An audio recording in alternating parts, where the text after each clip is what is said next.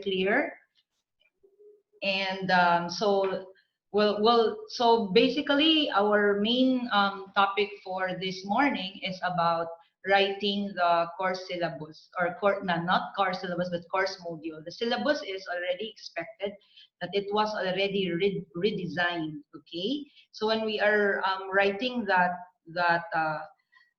course module, we'll then talk about a little bit of reminder, no, on averting intellectual property rights violation, because we wish that we will not place ourselves in a very difficult situation while we're writing our course module, because our course module now will be up in our e-portal, and it will also be easily shared by our students, and we do not want to be accused of some copyright and plagiarism, no? So, and then after the main session on course writing the course module, as well as averting intellectual property rights violation, we'll have a time for us to respond to your clarifications, and then later on we'll have some virtual pictorial. So please turn on your video, no, for the virtual pictorial later. As of this moment, pwede pong naka-turn off yung video nyo, especially if you are having an unstable internet connection. However, pwede din talagang naka-turn on yung video nyo po, kasi po, ang ganda naman pong magsalita na ay mga tao, yun, no? Atubangan, pareha sa live na in-person seminar, rather than wala kaming nakikita po, no? So, pwede pong ganun, but we will understand if you turn off your video, especially kung naiga kao, no, maibog lang ko, naiga pangapi, and siguro po kung talagang the internet connection is not reliable. And then, of course, the e-certificate, which will follow immediately after, give us 2 to 3 hours to prepare that. The e-certificate, the presentation PowerPoint, that all you see here, as well as the webinar evaluation link will be sent to your email. We will also send the course module template for our university, the course study guide, as well as the sample internship course guide, no, because I'm going to share later that I also handle the internship. Some of us are offering internship for this semester or for this mid-year term. And so, ako o kita magdungan tao kanang create o guide na considering the flexible learning. And then we also have sample module and guide from UPOU. So this will be emailed. Everything that we're showing here will be emailed to you after the session. So good morning once again. Pwede na po ba ako talagang mag-start ng formal? There are 84 participants, no? And in a while, we're going to lock the meeting. Why are we locking the meeting? I'll explain a bit, no? So let me start muna po with some notes, some reminders, and requests during the webinar. So in the email po, we have specified these, no? So if hindi naman po umabot ang email sa inyo, allow me to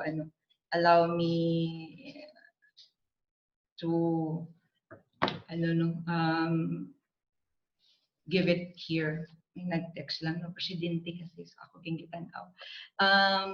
We will lock the session a few minutes after the start of the session. Why are we locking po? Number one, kasi po in the past, the clarifications were usually coming from those who came in late. Ikaduha po, we're locking the session so that we can control the number of people, and yun lang talagang taga USTP ang makasulod, no? So sometimes kasi naigasulod na wala takaila.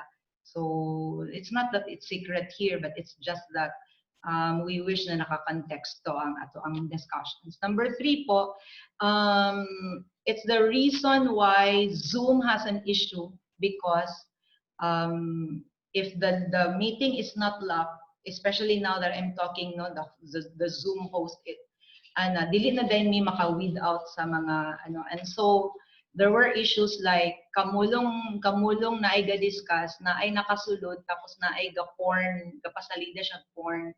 And then of course na ako'y gatshot nga gaalingasa siya, dili man gud siya taga USTP or dili siya taga ana na organization. So that is administrative control, management control as well, no? So please allow us that.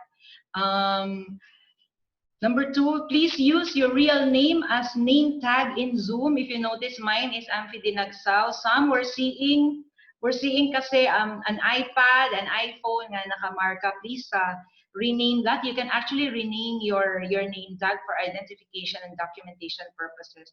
Number 3, please use the chat features only when there's a need to express concerns and if it is related to the topic being discussed.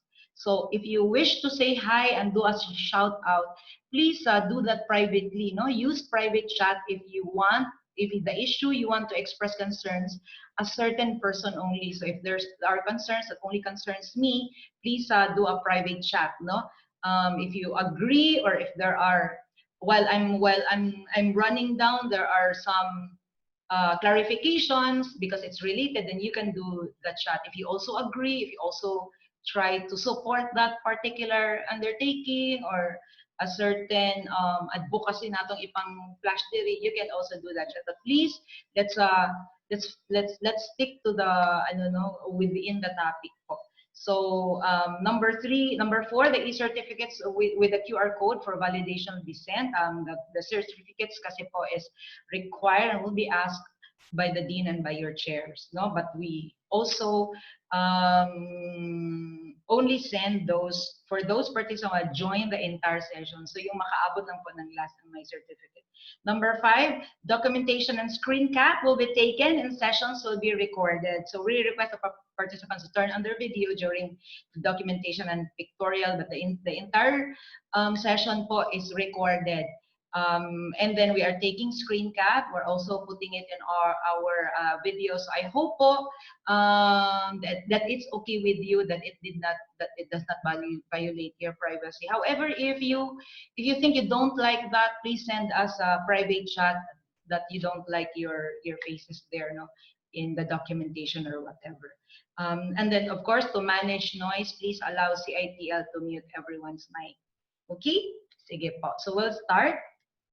So for this particular segment of the session po, sige po. So for this particular segment, this is going to be our flow, no? Rationale.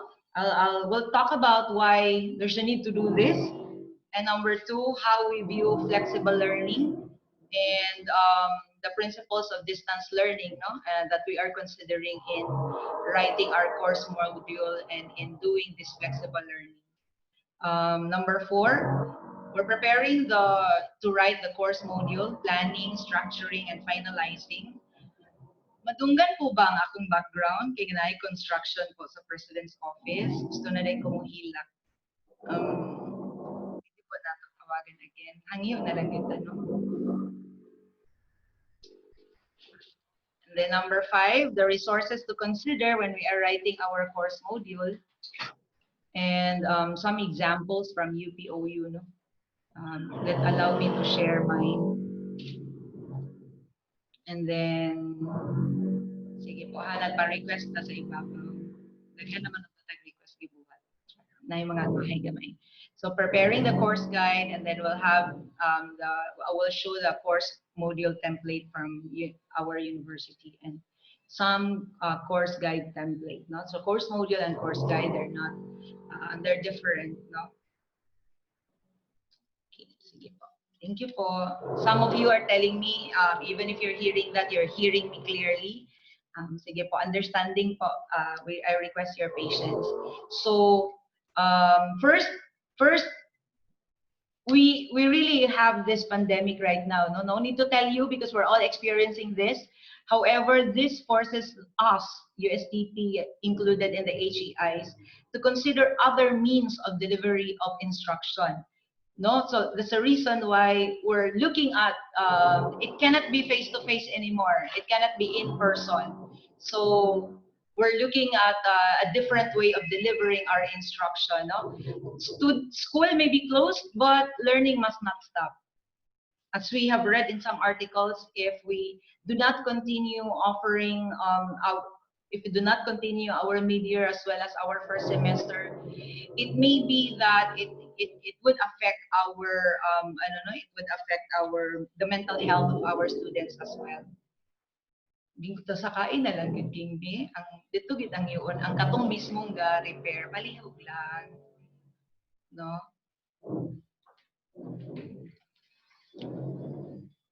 So in this particular in this particular situation where we have a COVID, we have no different situations from our for USTP. This is our context, no? Our context. We have students here who have really connection, no problem with gadget. We also have students who has the gadget, but connection is not there. And we also have students who may have gadget, who may have signal, but it's unpredictable and it's not reliable. And we also have students who have nothing, no? So, and that's the reason why we're considering flexible learning, because it is more inclusive, no? So how do we see this flexible learning? Let us first quote the Shed Share, no? What is meant by flexible learning? Bakit hindi po online learning? Bakit hindi po distance learning ang gigamit na term? Bakit flexible learning? Because he said, no, I quote this because ito yung pinaka grabe na clear na sa tanan niya mga interview on how also CHED defines flexible learning. No? It's a broader term that focuses on the design and delivery of programs, no? And then courses and learning intervention that address learners' unique needs in terms of pace, no? In terms of also place, meaning their location is also considered, the process and products of learning. No? It does not necessarily require connectivity. So it's a more practical solution which uses digital and non-digital technology. But kita, at in USTP, how are we seeing this? What is this in details? No? So for us, flexible learning is no face-to-face classes. Wala na talagang in-person classes, no? Wala nang residential classes, especially for the mid-year. Mid-year is our new term for summer. Walang face-to-face. Nano di ay ma'am sa August, pwede na di ay. Sa August po, we're seeing na posible na paingon siguro man na sa December, no? Posible na but it's 50% 50% capacity. But still, no, if sana po we consider good in our design, in our delivery of our mid-year and our first semester, no face-to-face classes. Why? Because we consider first the welfare and well-being of our faculty and our students. No, we are in a modified GCQ, where we're on a modified GCQ. Naanay mga mura there's a sense of normalcy, but it doesn't mean COVID is not here. We all know that nag-GCQ ta or nag-modify GCQ ta because of economy. Economy has to open once again. It has, everything has to run because, or else, mas mamatay ta una sa ekonomiya kaysa COVID, but it doesn't mean that we're out of the woods, no? So that's, so really we're considering that sana po, wala lang sa mag face-to-face classes. Let's follow our policy as well, no? And this flexible learning, how are we seeing this? This is not pure online classes. We're not using the term online because when it is online, meaning that all our activities are on our learning management system, but it's not that. What we're seeing is that we are using technology to deliver our modules, to deliver our other our resources, to send our resources to enhance our lecture, but we are not expecting our students to all their activities to be online done. So we're seeing a remote completion of tasks. No, so it's not pure online. This is how we're seeing this. The course, so the course resources of our subjects are on the learning management platform or our e-learning portal. So USTEP, which will be introduced next week to each one of us.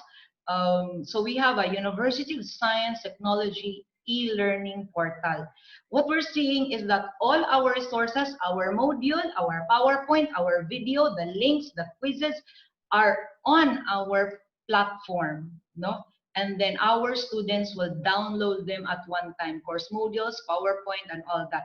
So my example here is actually my class in set theory, because I used last year, first semester, the virtual learning environment where my students download the handouts, the videos that I have reviewed, so that it will help them review, and some of the quizzes are done online.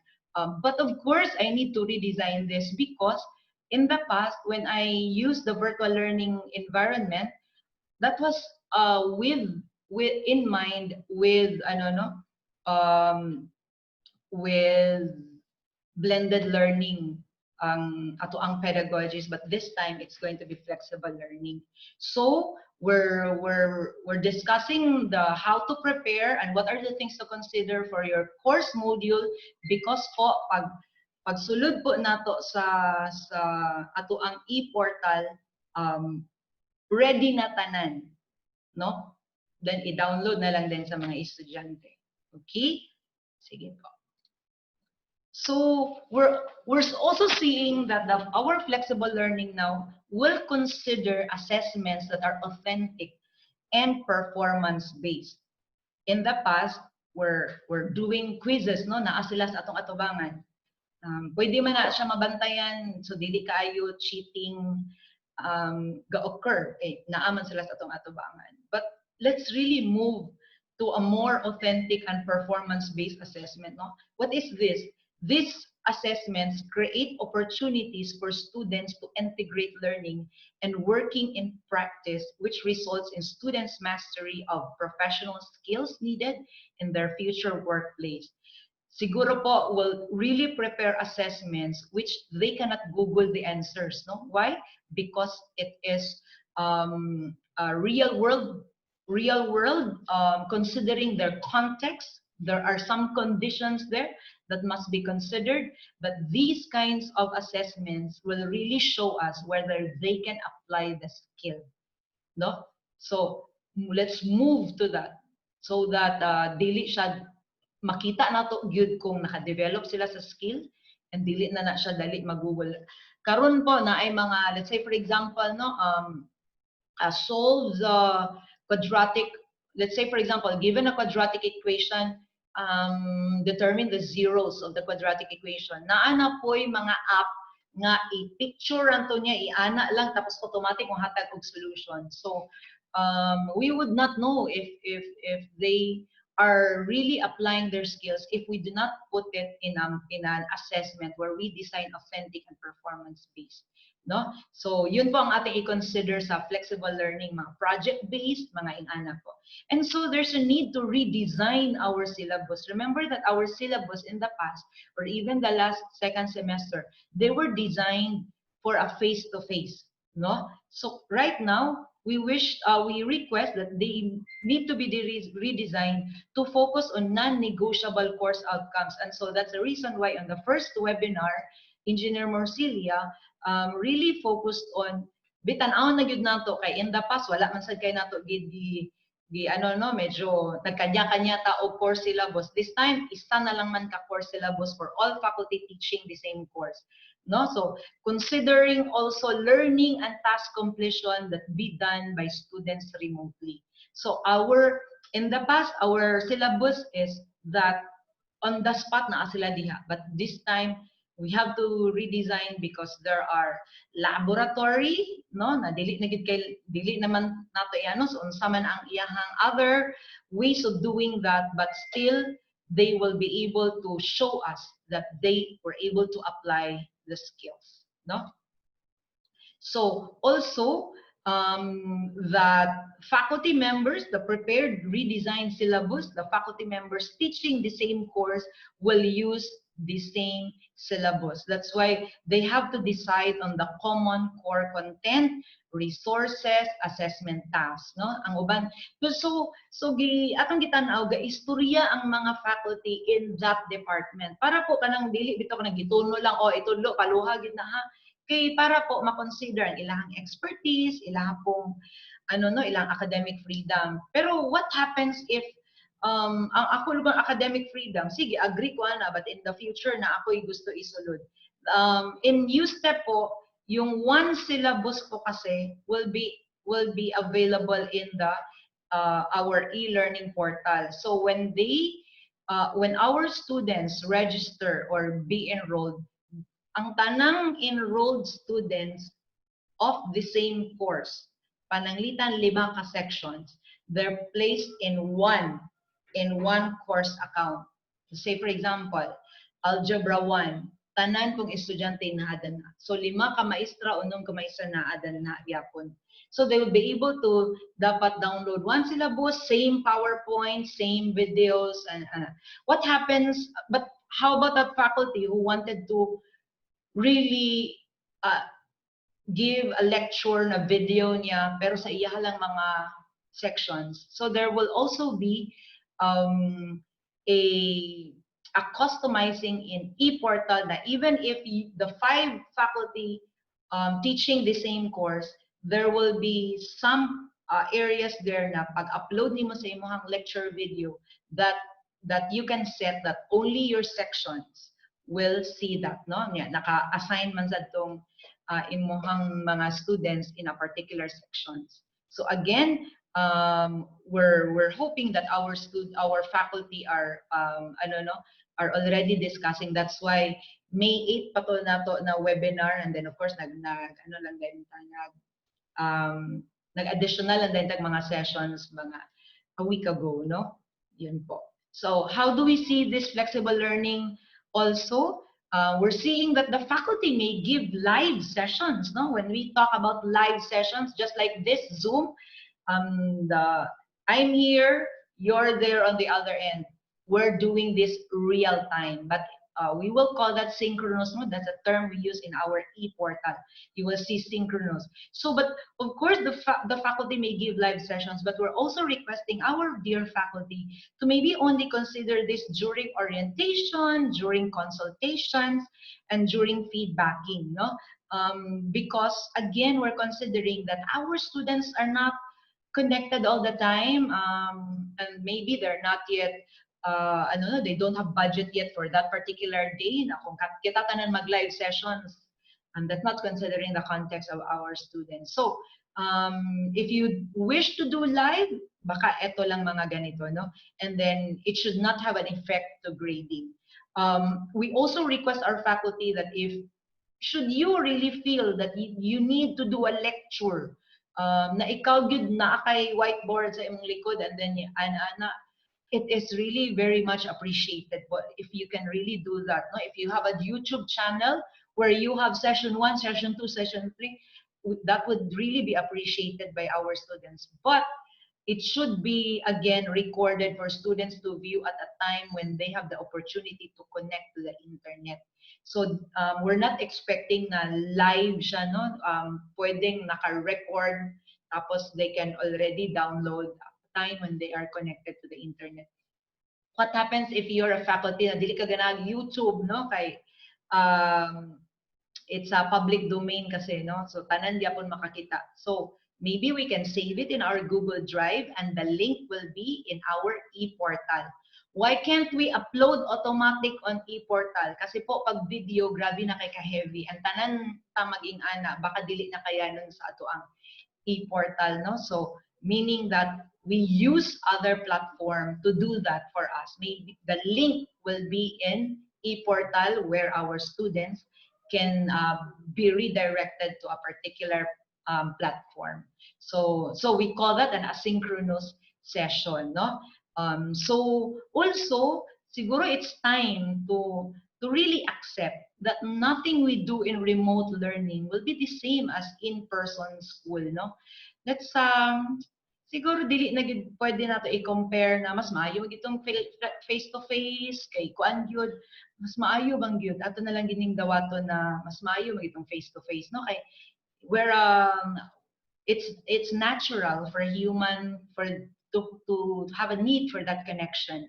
And of course, when you want to establish relationship between student and faculty, lahi raman gito. But we are in a situation where we consider first the health of our faculty as well as our students. No, we don't want to be placed in a situation na mangutana rin who is responsible, who is accountable because na-spread ang virus in the campus, mga ganun. So dawato nato ni and let's find ways, no? If with this pandemic and we're finding ways, we're also trying to adapt. We're also trying to determine some paradigms and all that. This is also teaching our students, no? This is also teaching our students na kahit di ay na sila sa lisod na situation, pwede di ay mapangita ang paagi. So how we respond to this is also something that we give we teach our students. So let me go present from the Republic Act. This is a law that was signed in 2014, the Open Distance Learning Act. And allow me to chop this, no? And why would we consider this term na sad open distance learning? Now we're talking about flexible learning man kaya. A lot of the philosophies, the mode of flexible learning and distance is distance education. So when we talk about distance education, let me just cut it from section 3 of this law. No, distance education refers to a mode of learning in which students and teachers are physically separated. So no in-person face-to-face. So if we talk about distance education, ito po yung setup, and that is flexible learning as well. It is student-centered. So when we are planning our module now, when we're planning what resources to prepare, it's really about students. They are the ones considered here. And let me just really highlight this, that distance learning, flexible learning, refers to guided, independent study. Guided po. So that's a reason why later on, it's not enough that we give our syllabus and igno na natong mga bata. See you, I will give an exam.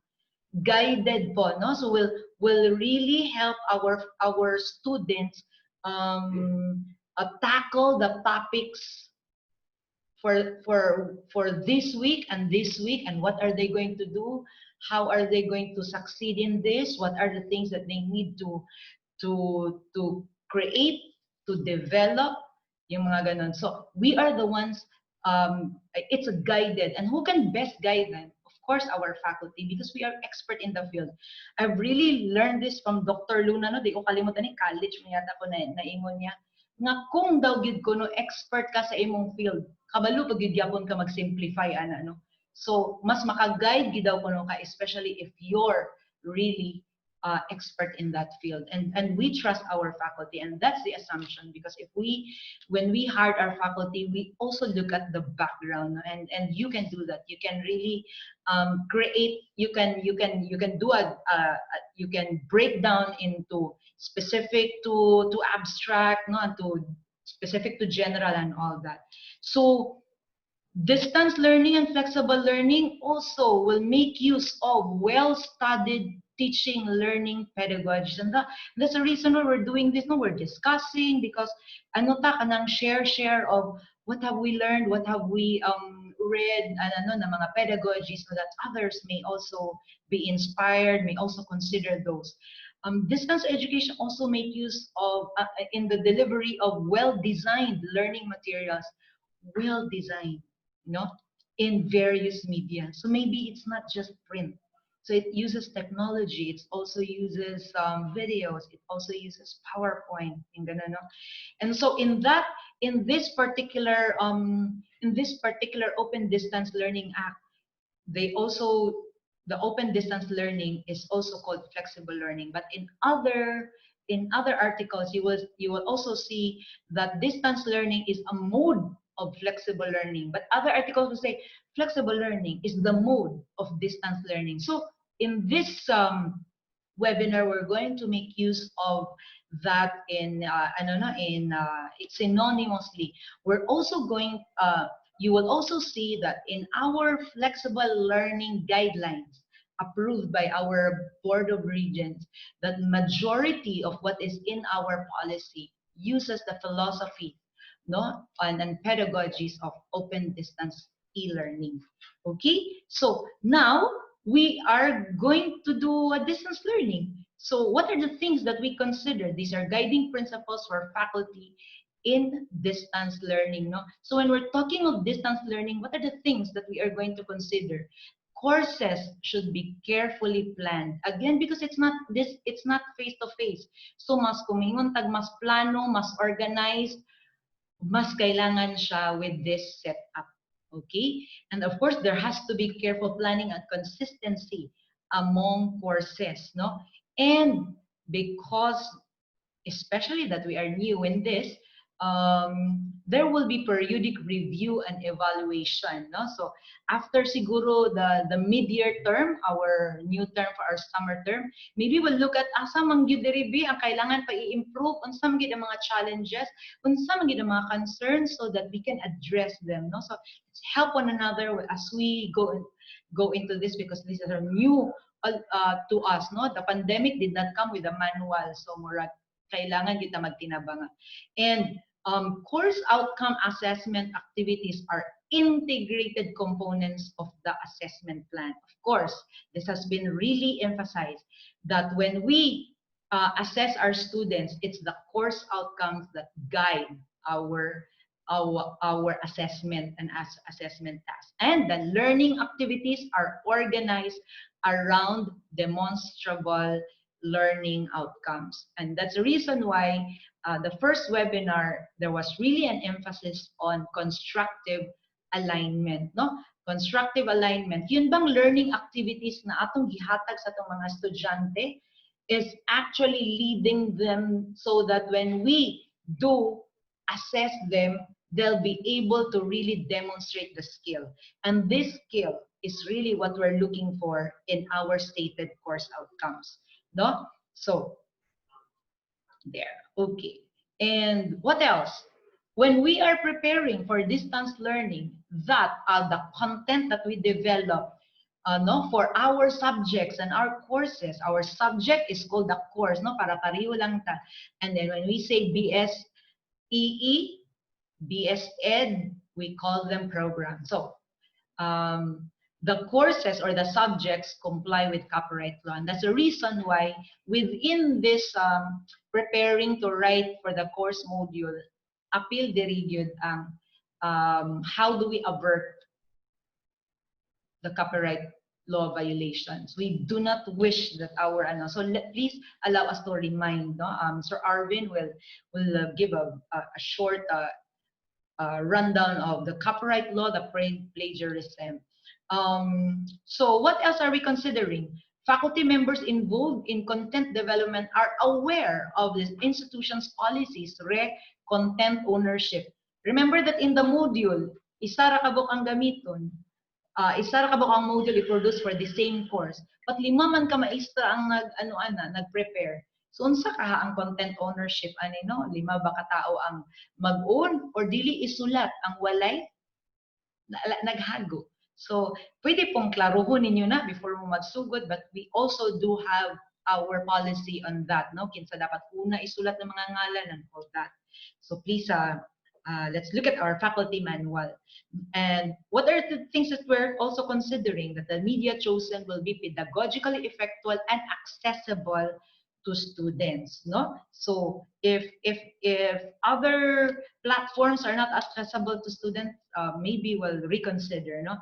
And when we are implementing distance learning, there has to be timely and reliable technical support. And that's why CiTL is working with our digital transformation program, no, and that team. So katong mga naa sa e-portal po, dili gid kami ang nag-create sa infra or nag-establish adto. So it's really teamwork in the university, no? And even with distance learning, student services should be available to our students as well, no? Even if wala sila diri, library has to be available, no? And so we're requesting our library personnel to also provide this. Our student affairs, our guidance services, our medical dental, I don't know kung saan, our career center, even in distance learning, it has to still be provided for our students. Because again, we wanted to develop holistic individuals. And so, dili lang mga diri, no? Dili lang mga cognitive. We also wish to develop leadership.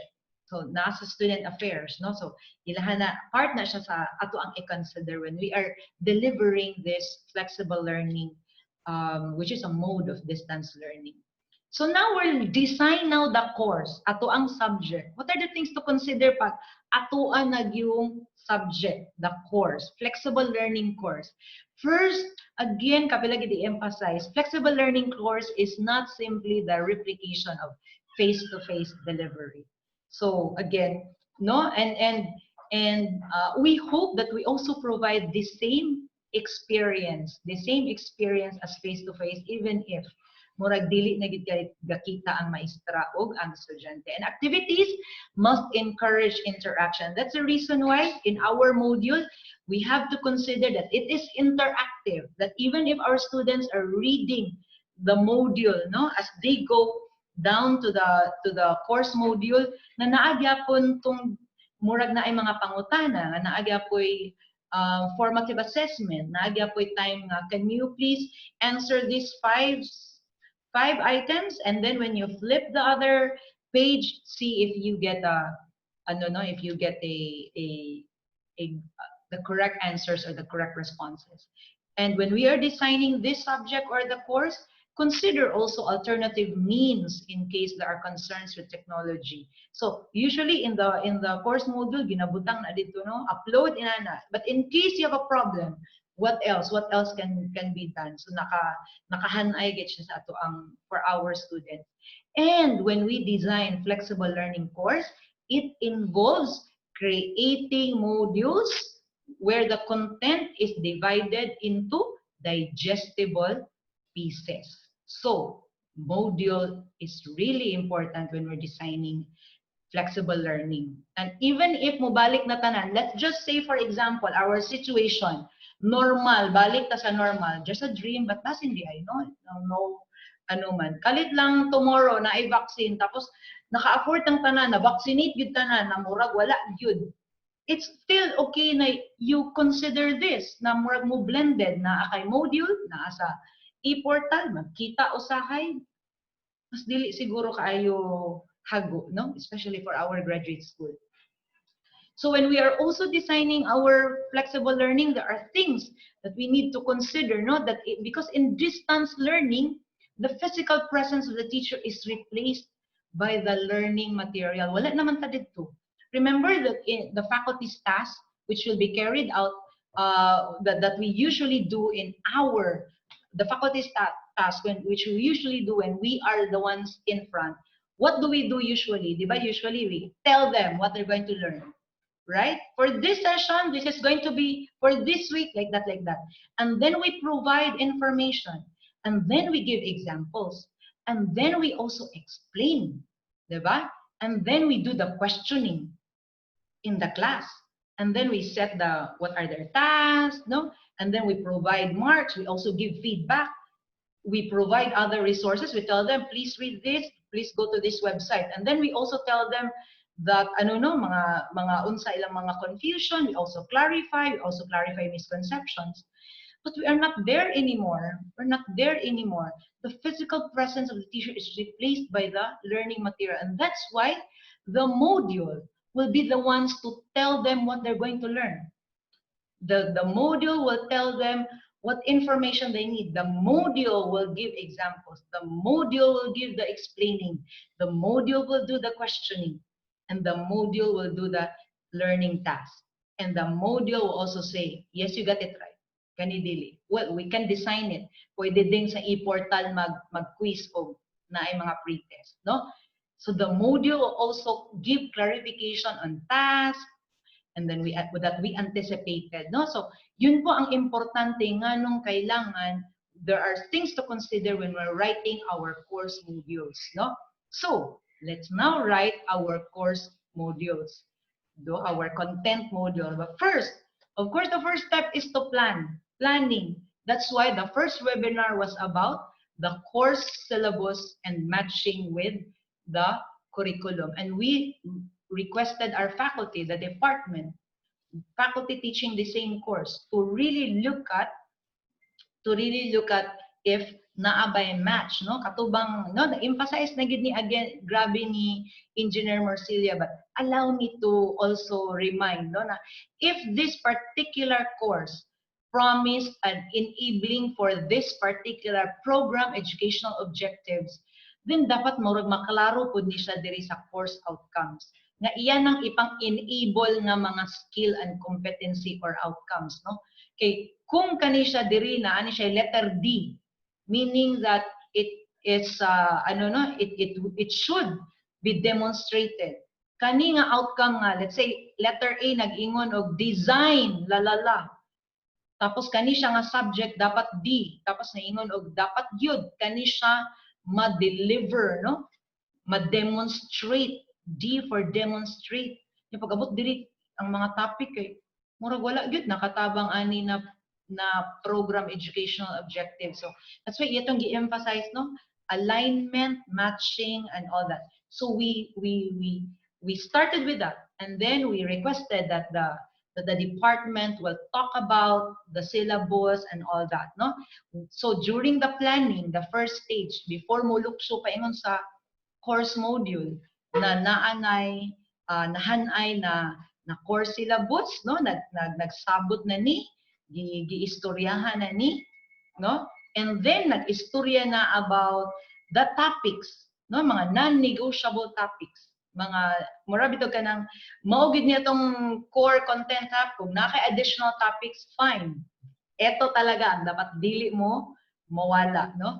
And then you also discuss the teaching learning activities. You have also discussed what exactly will be your assessment to determine this intended learning outcomes, no? Kani siya mga outcomes, what the students will be able to demonstrate or show at the end of that session. So kung naistoryahan na redesign na ang syllabus, time to construct the module. So again, very tight alignment between the outcome, unsa na learning activities, as well as the tools, no?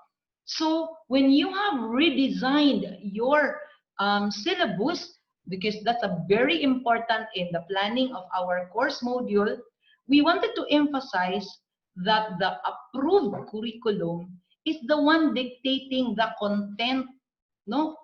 Murag ang curriculum ang mo decide unsa na topics ang needed, unsa na mga resources, kailangan ba nig software, kailangan ba ni og technology, kailangan ba nig laboratory tools or mga suka diha sa iyahang balay may ana, no? We wanted to emphasize nga it's not the other way around, no? Na kanang naay libro gikuha nato tapos mo na din to siya ang i-follow. Parang unless kita ang nagbuhat sa libro nga ato ang gi-consider ato ang curriculum, then maybe so a book is just a resource. The module is the ones that will really, our curriculum and our module is the one really running the entire instruction, no? So yun po. When we are planning also, please consider the literacy level of the faculty as well as the students, no, the ICT level of our faculty as well as our students. So if the students, you'll ask them, okay, I'll meet you in Edmodo, this murag sa imurang class mag Edmodo, this murag just lang. So if the students are in Facebook, may not really be academic, no? Maybe you wanted to say, ini extra raman sad ni, I'll meet you in Facebook just to for you to tell me your progress, then meet there. Maybe Facebook Live. But if you don't want a Facebook Live where everyone will see you, but only your section, then maybe you can do a Facebook page for your, or Facebook group for your for your section only.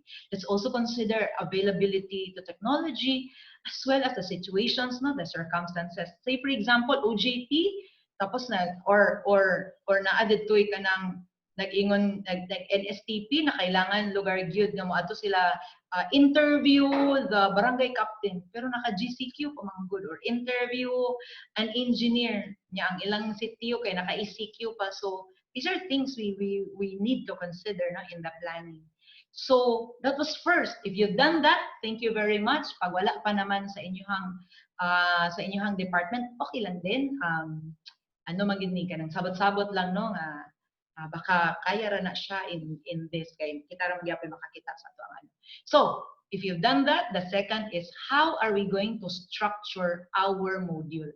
So we the policy says that we will structure our module by week, but not only as policy, you will see in other modules and those delivering flexible learning as well as distance learning that it is really suggested that the module has to be chunked according to weeks. So our units of learning are per week. Our module is done and designed per week. And our e-portal will also divide the modules in a week. Okay? So yun po ang ating ano. So structuring weekly module. So we're looking at week 1 is module 1. But again, you're the expert, no, in your discipline. So maybe some of you would say week 2 and 3 for module 2. Kay murag lisod mong kagon, but again considering dapat ma-digest, dapat ano, no, in bite sizes, yung mga ganun. So things to consider when structuring the weekly module is on the organization of the content. Now, as a department, you may have discussed the progression and order the topic, so it has to be the same flow as in your syllabus. Okay, and things to consider. How do you present the content? So if it mas luag, mas daghan anong write your reflection here, tapos murag bakante na ay side notes nga kailangan what medyo na kay box na maingon ka sa imong module na write here the 3 important words, very relevant, significant words when after you've read this particular section. So you can do that, no?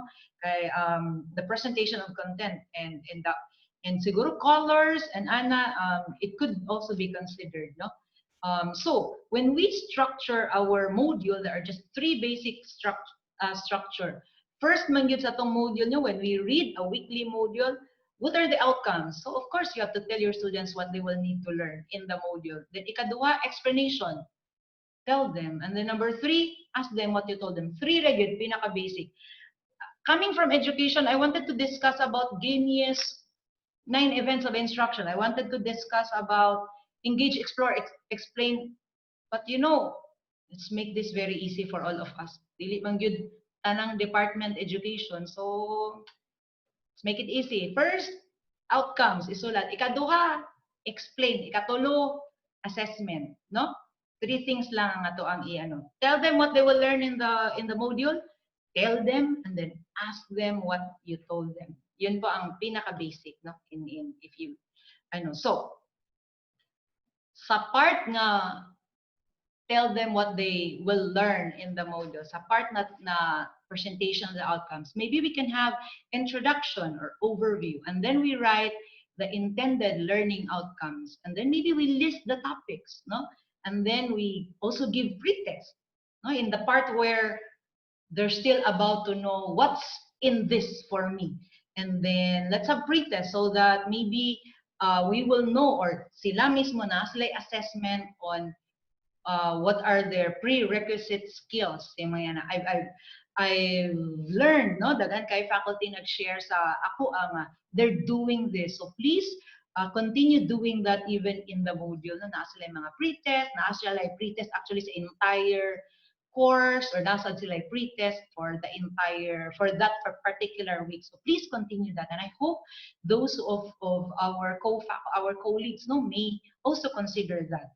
In the part where they still need ano no, to tell them what they will learn in the ANA, pwede na engaging activity so that they would know what's in it for me and why do I need to learn this.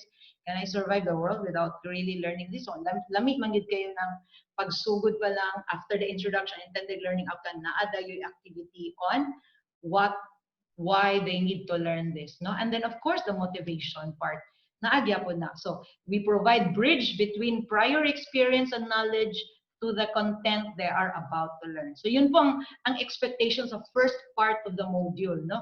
And the number 2, explanation, no?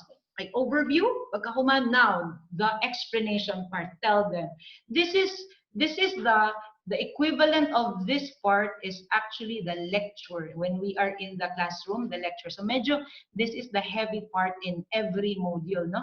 So in this part, presentation of the new material, and we divide it by topics, of course. So in this part, in the explanation part of the module, maybe we give examples, and then we have explanations, and then we have activity. We present tables, diagrams, no? Tapos ngano daw ko nung tables, diagrams, because in the module, in a lot of studies of distance learning and flexible learning, no, the modules, when it is presented in tables and diagrams, it is easier for our students to understand.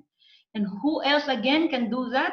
The expert in the field. Again, if we're expert in our field, must break down nato into chunks, no, and the bite sizes. This part is where you also ask questions, no, mga interactive questioning between our students and the teaching learning activities.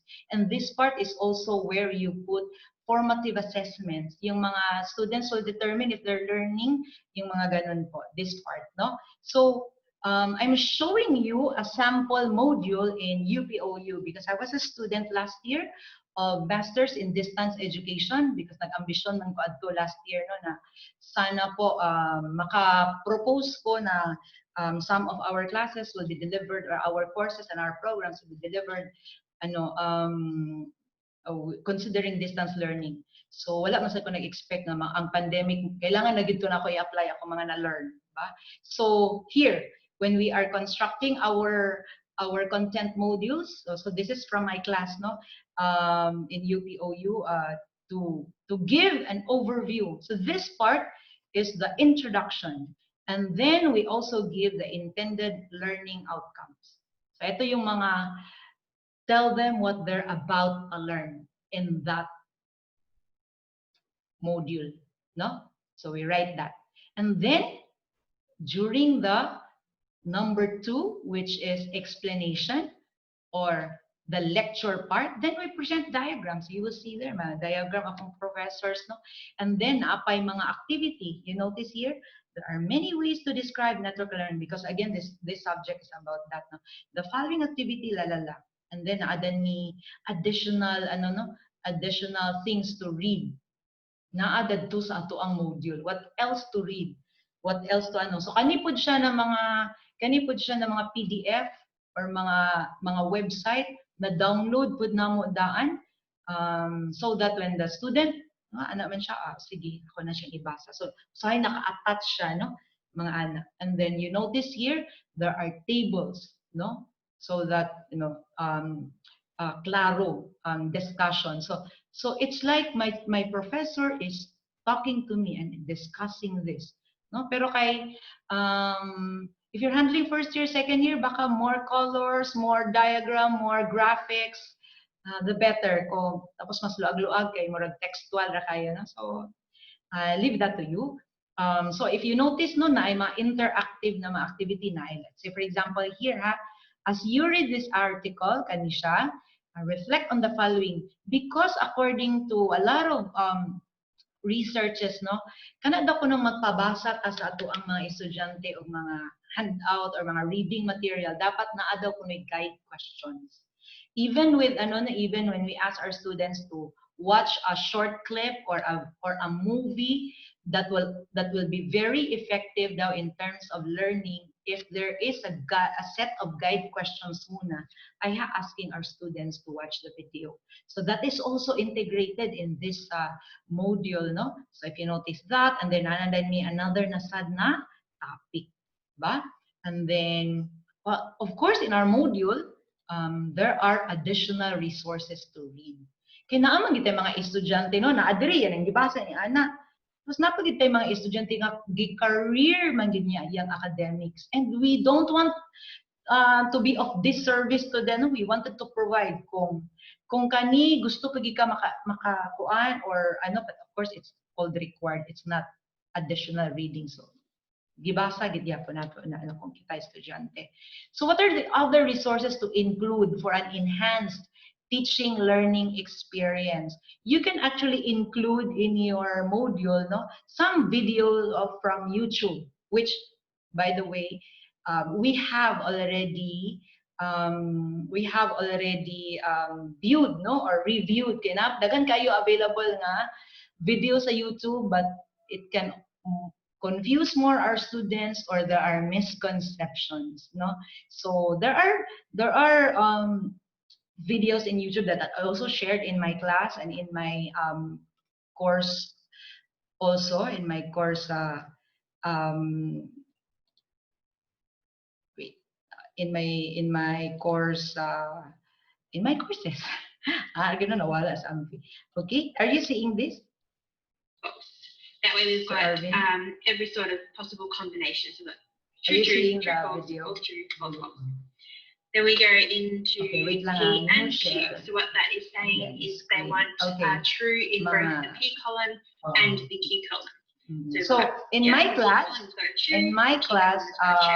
therefore P and Q. The truth tables, I discussed it, no, no. So nganong ako ning gi-share sa ako mga estudyante because in my class, okay, wait lang ha, ako sa iba. Okay, nibalik na ako sa akong PowerPoint. Okay, so in my class, I share those videos because usahay na ako'y mga live, no, na ay live na ako nag-discuss, but kabalo nung kita nga dili tanan mga estudyante makakuha dayon diretso. So usually in a blended learning, I also provide additional videos to watch, no, na if you want to review kani o murag similar ni sa ako ang discussion ni ganun. So pwede sad na ato ana siyang gi-discuss dito sa ato ang module, and if our students would wish, no, kung naka-connect sila, would wish to view other explanation kay na may uban lahi man ilang learning style, no, so maybe let's provide a link, no, to our students. You can also provide your own lecture video, no? Lecture video ni mo. So usually a demo video prepared by the instructor. This is a video that I share with my students, no? Kung let's say this one is because I teach statistics. I know in this form, ha? 1, 2, 3. So ano yung 1? So yung okay. Again. Okay, anong gagawin? So I can sometimes it takes, and if you notice, wala ka makikita ang Excel because we don't need the okay, kasi na-press okay. There.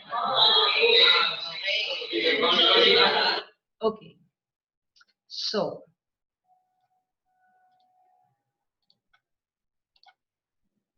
So that was a demo video.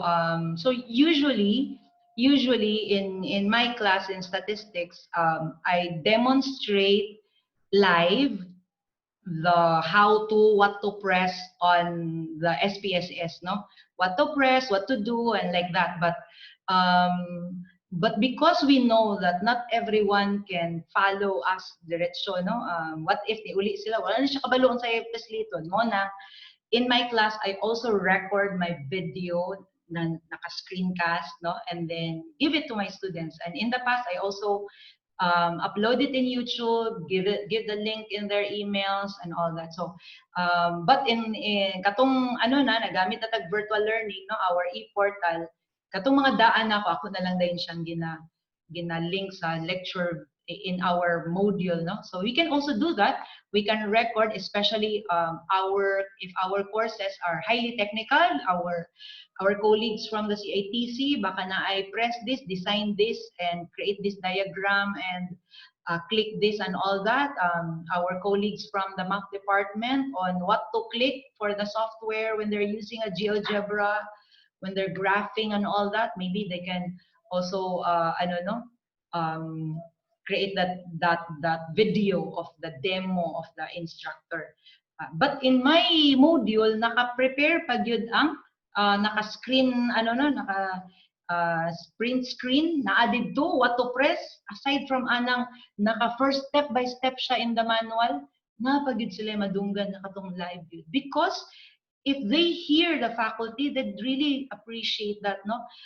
Again, we really request na naatay mga ingani, because the more that they see, they hear the faculty, the more that they feel that klase gyud ay ni. Kaya a lot of the articles about distance learning and flexible learning, mas daghan gaundang kay na feel nila na murag walay instructor.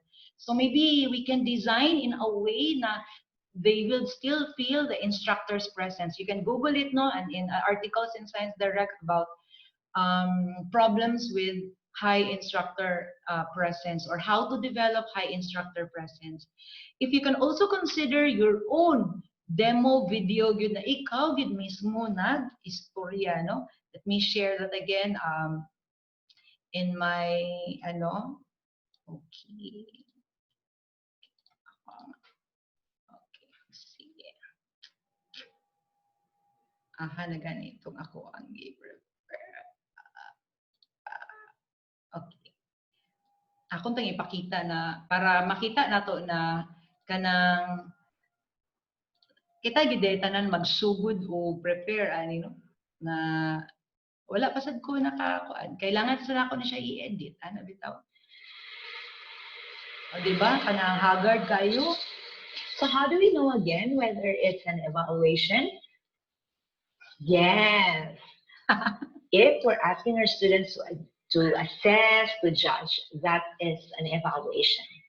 So now you're ready to assess also yourself if you can identify whether a thinking scale belongs to a certain level. So please do page 5 of our module and check on page 6 whether you're correct. Okay, check to na, Ampy.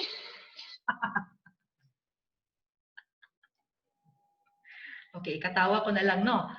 Kanang, okay. So, karon mag-prepare gud ta. So, you notice na, makita pa nimo, nag-ana pa ko sa, nagkita na ana. So, there will be a session of our webinar where we are taught how to edit our videos.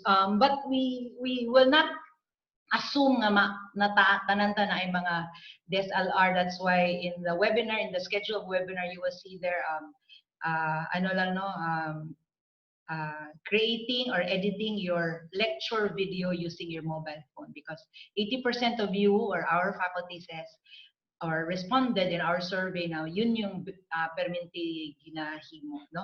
So dili siya perfect, you will notice na haggard, but for our students, I'll do that. For our students, I will, kaya ang importante man ani kay, mas nakita, mas na-feel nila na instructor, mas, kung unsa to nakasulat na to, ako rasang gibandas, katong niingon ko na, in page 6, mugawas din tong page 6 dire, no? Tapos mugawas ang itsura sa module, pwedeng ingana. So we will have another webinar, but it's really a workshop because you'll be asked to really edit on the spot, no?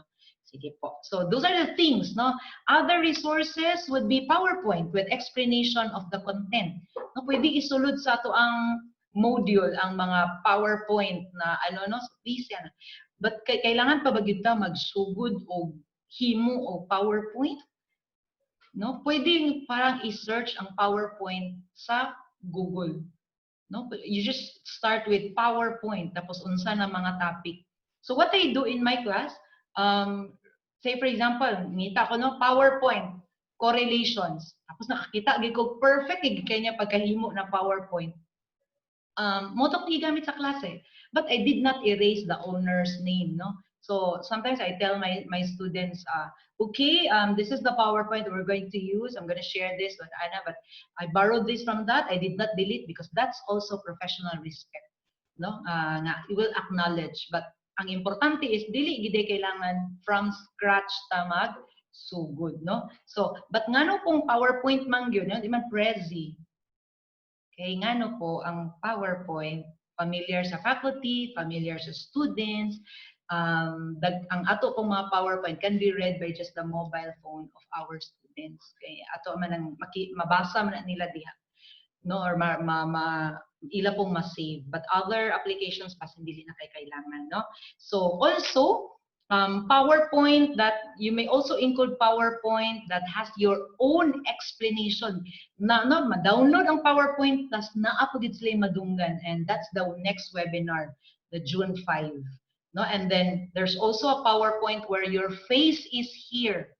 No, so that's also the June 5 webinar. So what are the things because after we develop the course modules, the next step is to prepare the resources. So what are the resources that you're going to consider in your course modules?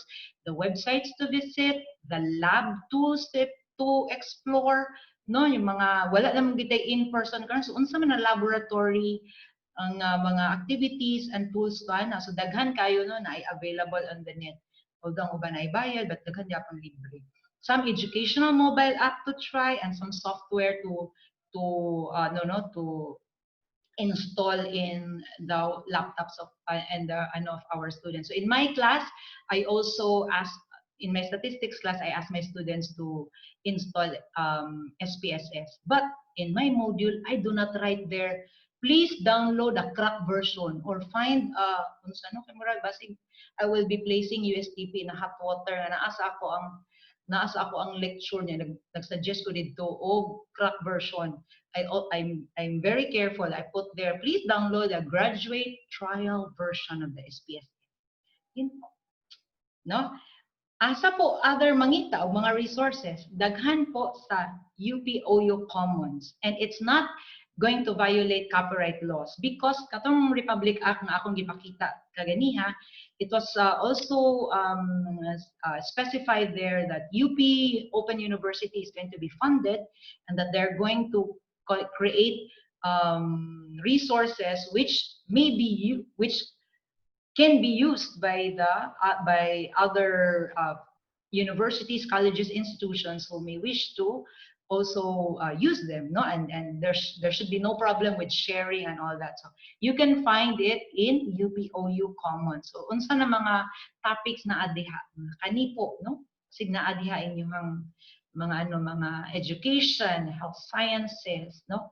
Arts and media, na ay mathematics po, na ay mathematics, na ay language and communication. No, my friend, my colleague and head, Sir Arvin says, okay, gidaw ko no kayong language and communication na adan. And some social sciences, if you're teaching research, na po diri, no? So those are things. Other resources, ako na okay sa UP-OU, no? Anong kailangan pa man yun ko mag-explain o pagkadaghan sa types of models in mathematics na naaman di ay diri, na pwede na dili siya violation of plagiarism and no? So you can do that. Daghan po sila sciences. Okay? So types of models and modeling, pwede di ay diri kwaon.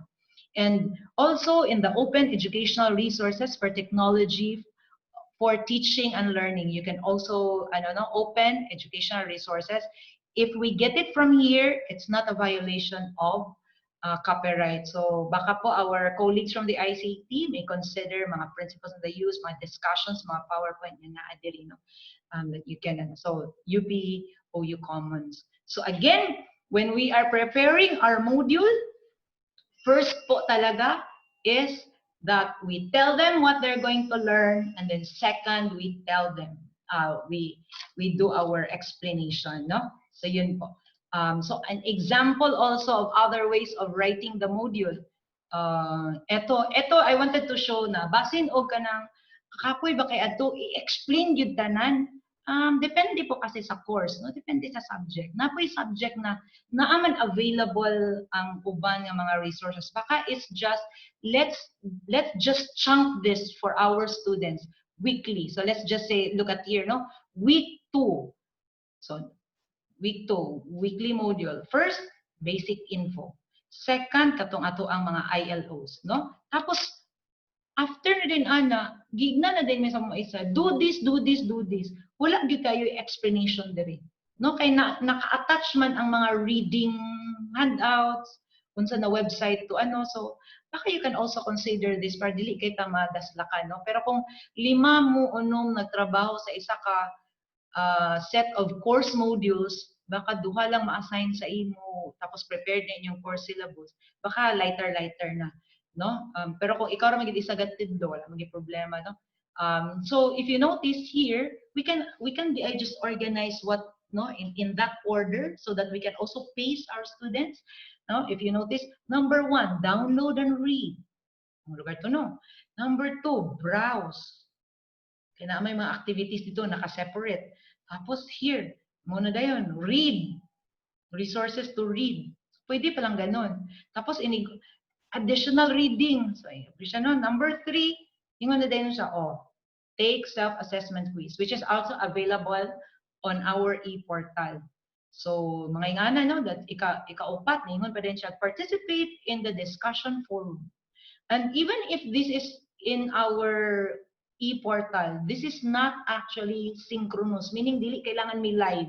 My professor just post a discussion forum question there, and then we're given until this, no, for the entire ano. So if you notice, nag-iwan siya, opens August 31 and closes on September 11. So dili gid kailangan may live always. So in the discussion forum as well, dito mi mag-respond, but naapod mi another na guidelines on when you're responding to discussion forum, mo man gud ni siya og oral recitation pa essay of our teacher. After all these readings, no, what have they learned? So may talagang guidelines na do not just tell me what you learned there, no, na at I follow this, follow that, no copy paste. And when you are writing your response, use APA, and it has to be 150 words. So grabe ka clear because wala bita dito para always mag-clarify. So klaro ang mga ano. Tapos napay respond to your classmates' response. Pero nag-ingon niya pa namang among professor na, but respond only to 2. Kaya naamang good tayo mga classmate nga, kariron man gyud nila tanan, no? Kariron nila na. Tapos kung maingon ta og respond briefly, kasi dili pud mo nakasinabot sa briefly. Kinaagi gyapon tayo mga estudyante, career brief nila is mura o 5 pages. No? Pero ang ato ram din giingon sa tong mga estudyante is when they respond only 150 words. So dapat klaro gid, more detailed, no? So yun, mga ingani, no? Tapos sa isa ka weekly na module, ganito lang, reread. Kapila gid siya mag-remind if you're new, and make sure you don't miss. And then balik-balik gid og mga ingani. So thank you every week niya na copy. But again, even if this is weekly, pag sugod pa lang na download na namo tanan ang kada ano. So assessment. So again, ang first structure sa itong module is tell them what they're going to learn, and then tell them, and then assessment na dayon, no? So in the assessment, ask them what you told them. So maybe you can really clearly say what exactly will they do, formative assessments ba, or mag-respond ba sila sa discussion forum, because assessment is going to tell you if they've learned already, if they can apply, no? If they can demonstrate the intended learning outcomes for that particular module. Are they going to make reflection essay? Are they going to construct prototype? Are they going to create designs? Are they going to design a diagram, create a material? Or ang assessment ba na major project is after 5 modules, mao din siya, it has to be very clear. Submit a creative project, no? So I'll show you yun sa ako ang professor, no? So again, when we provide students, we have to provide students a complete guide of their assessment tasks. So very clear dapat ang task. So katuno, the word is just assignment because it's the term used in the e-portal, but you can say guidelines for this particular assessment or task. So you will see na niingon akong professor of create, develop or submit a creative project. Pero klaro kayo, for this creative project, klaro kayo, pila ganing grado ani, unsa nga percent. Tapos, wala siya nag-assume kabalumi unsa ang creative project, define. This is for clarity, no? This has to be clear in our module. And then, nasa yung mga specific guidelines, given sa minya grupo, you will see there number 10, Amparo Dinagsao. Kasi ako, naka-group ko ani, no? And I'd like to also insert na, na ako'y na-discover nga, naa di ay software na pwede mo create o video na interactive. Na kanang video bitaw na paghimo nimo, naabitay ka ng kalit lang na mo post siya na maingon og which of the following here is the ana, tapos kung correct i-click sa estudyante correct mo forward dayon ang video, no? Pero kung wrong yung answer, ibalik siya dito sa part nga nganong wala niya nakuha, no? Tapos i-discuss. So naka-download ni ana and then mauto ang creative project, no? So again, you may want to consider that. I think it's $12 ang software.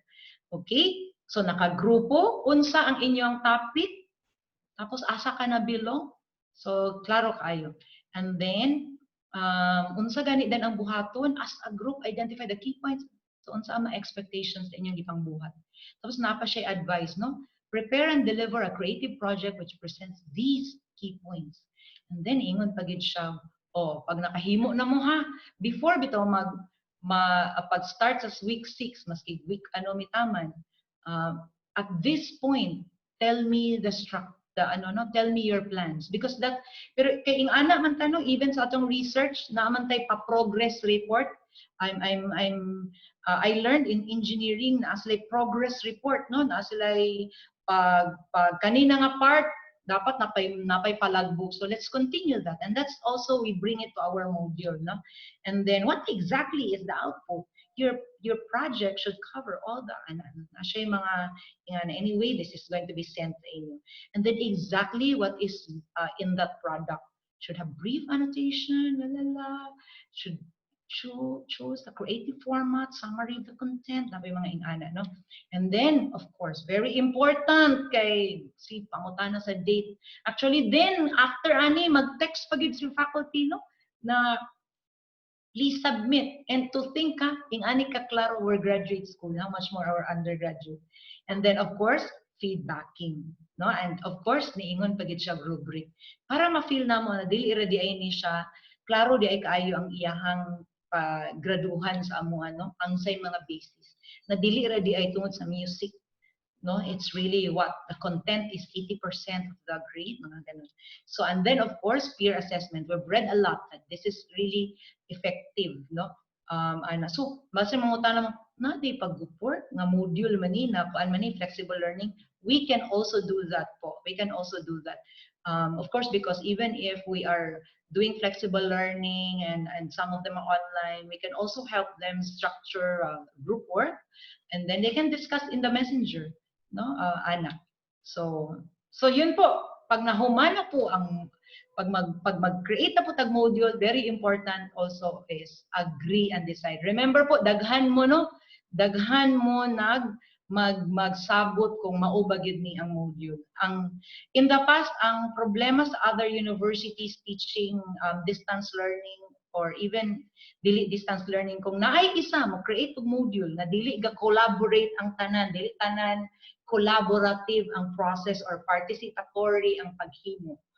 Wala, dili mo gamit ang pikas noon, gamiton ko man na mas bright ako. Ay, wala sa ingana siguro, pero let's anticipate na tanang willing tanan mo kuan kay tanan na dunggan, tanan na consider, no? Ingana. And again, decide, is this the ones going to be uploaded in the portal? Kasi po, isa ra ang syllabus nga makita, the same resources tanan estudyante na added to nga portal. No? This is going to be our university's course module template. So, introduction, write your intended learning outcomes. So, don't forget po week 1 and then naagyo date and ano. So, because we're also helping our students kanang masayon sa ilaha. Ana. Of course, mutaas na dahil nino kung na may pang sulod-sulod. So, that's the module will be sent to you. No? The template. Another that goes with the course modules, kang course modules magud kay weekly, is the course guide, no? The one course guide, because the course guide shows the way, no? It ushers the student on how to be successful in the course. There's no yun na ay course modules na walay course guide. So it has to come with the course guide. So unsa may naa sa course guide, I'll show you from my class, no? There's a course code, na description, na school year, na ay course outcomes, na naa din atong course outline. Mura pa gini siya syllabus, of course, no? Ang gigiganan ani kay syllabus man. Pero in the syllabus, kuan man to siya, no? Na ay mga mapping, na ay PEOs, na ay university mission. This one is katog yung unsa ginatan-awon sa estudyante. So, course guide. Unsa man ginasa course guide na ay study schedule, because we're also helping our students structure themselves, structure their life, or they plan their life according to these weeks, no? So week 1 unsa mao ni ang topic, mao ni ang activities, no? You will see na ay week number, na ay topics to tackle, na ay activities students will do. Pero if you notice this, no, read, we can do better than this. Ato. Okay. And then, unsay dapat naa sa course guide? Unsa gyud ang course requirements. Yung mga nakalista po sa course requirements, yun po ang makapa-INC sa itong estudyante. No? Quiz is not a course requirement. It's part of the assessment, but it's not a course requirement. So usually, ang course requirement is portfolio. So may mga course requirement pa uban na design. No, mga ingana. And kani, I don't know if you wanna consider this, kasi po sa amin may mga use of social media for academic purposes. Maybe it's also nice. Dito pud gatataon, not necessarily apil sa grado, but dataon sa amo ang professor kung unsa mo mga natunan, unsa mo nakuha, unsa ang among pinaka mga aha moment by that Twitter na account. So maybe it's also good to consider that, no, that so that we also tell our students na uy, ang social media no, dili lang pang rant. And then in the course guide dito po na nakahanay tanan ang detailed instructions sa sa mga assessments, no, and with the due date. So you will notice that. And very important yun, please po ayan yung kalimti, very important is the important reminders to include, as this has to do with how they will be successful in this course. So talagang naghanking reminders, no, ng mga kanadas ayan.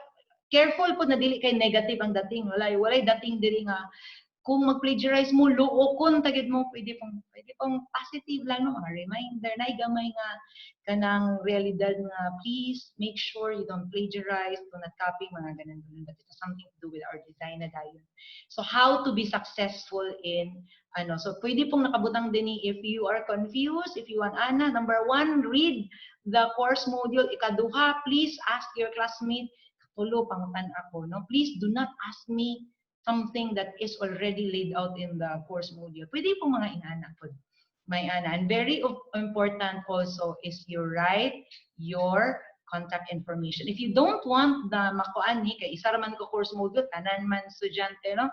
Pwede pong nakabutang diri na the contact details is only seen by pwede na tayo set ito na only seen by the section.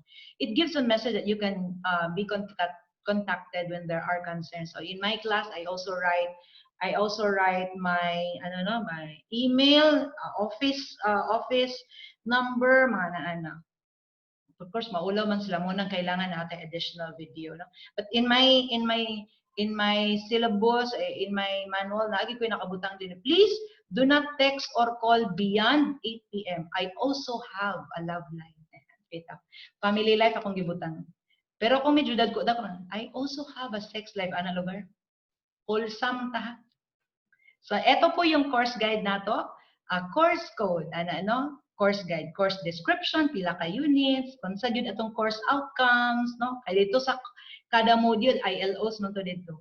Unsa gyud atong course outline, tanan-tanan, no? Unsa gyud ang ato ang study schedule, expected activities sa mga bata, no?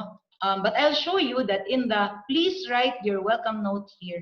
I write this, no? I write this in my manual for SPSS, just to give you an idea na pwede di ay nang pa-welcome naman here, no, teacher. So usually I say, dear students, no, or you will notice na gagamit dito sila you, katong ano, para daw mas personal. So, you are welcome here, pwede ka na, no? So, in my class, welcome to a wonderful world of research statistics. This course intends to acquaint, at the same time, equip you with the working knowledge, The focus of the course, akong gisulti ang focus. Pero diri daw kuno ang pinaka-importante. For some of you who are already anxious, since you have preconceived ideas what a statistics class is, I wish to inform you that our class will not be heavy on mathematical skills. Kasi po, kani nga class is educational planning and management. Hindi naman sila math major, so they're going to use statistics for an informed decision. So, dili na mi mag-derive, no, kung asa gikan ang ANOVA, or mag-compute with tinamban ang t-test. They're just going to use the software, determine only if it is correct ang tool sa unsa na variable o unsa nga behavior may ana. So, mao lang. So, it is understood that you're not expected to become a statistician. However, you're expected to have basic computer skills, ana, no? So, I will also show you ang ano, no, ang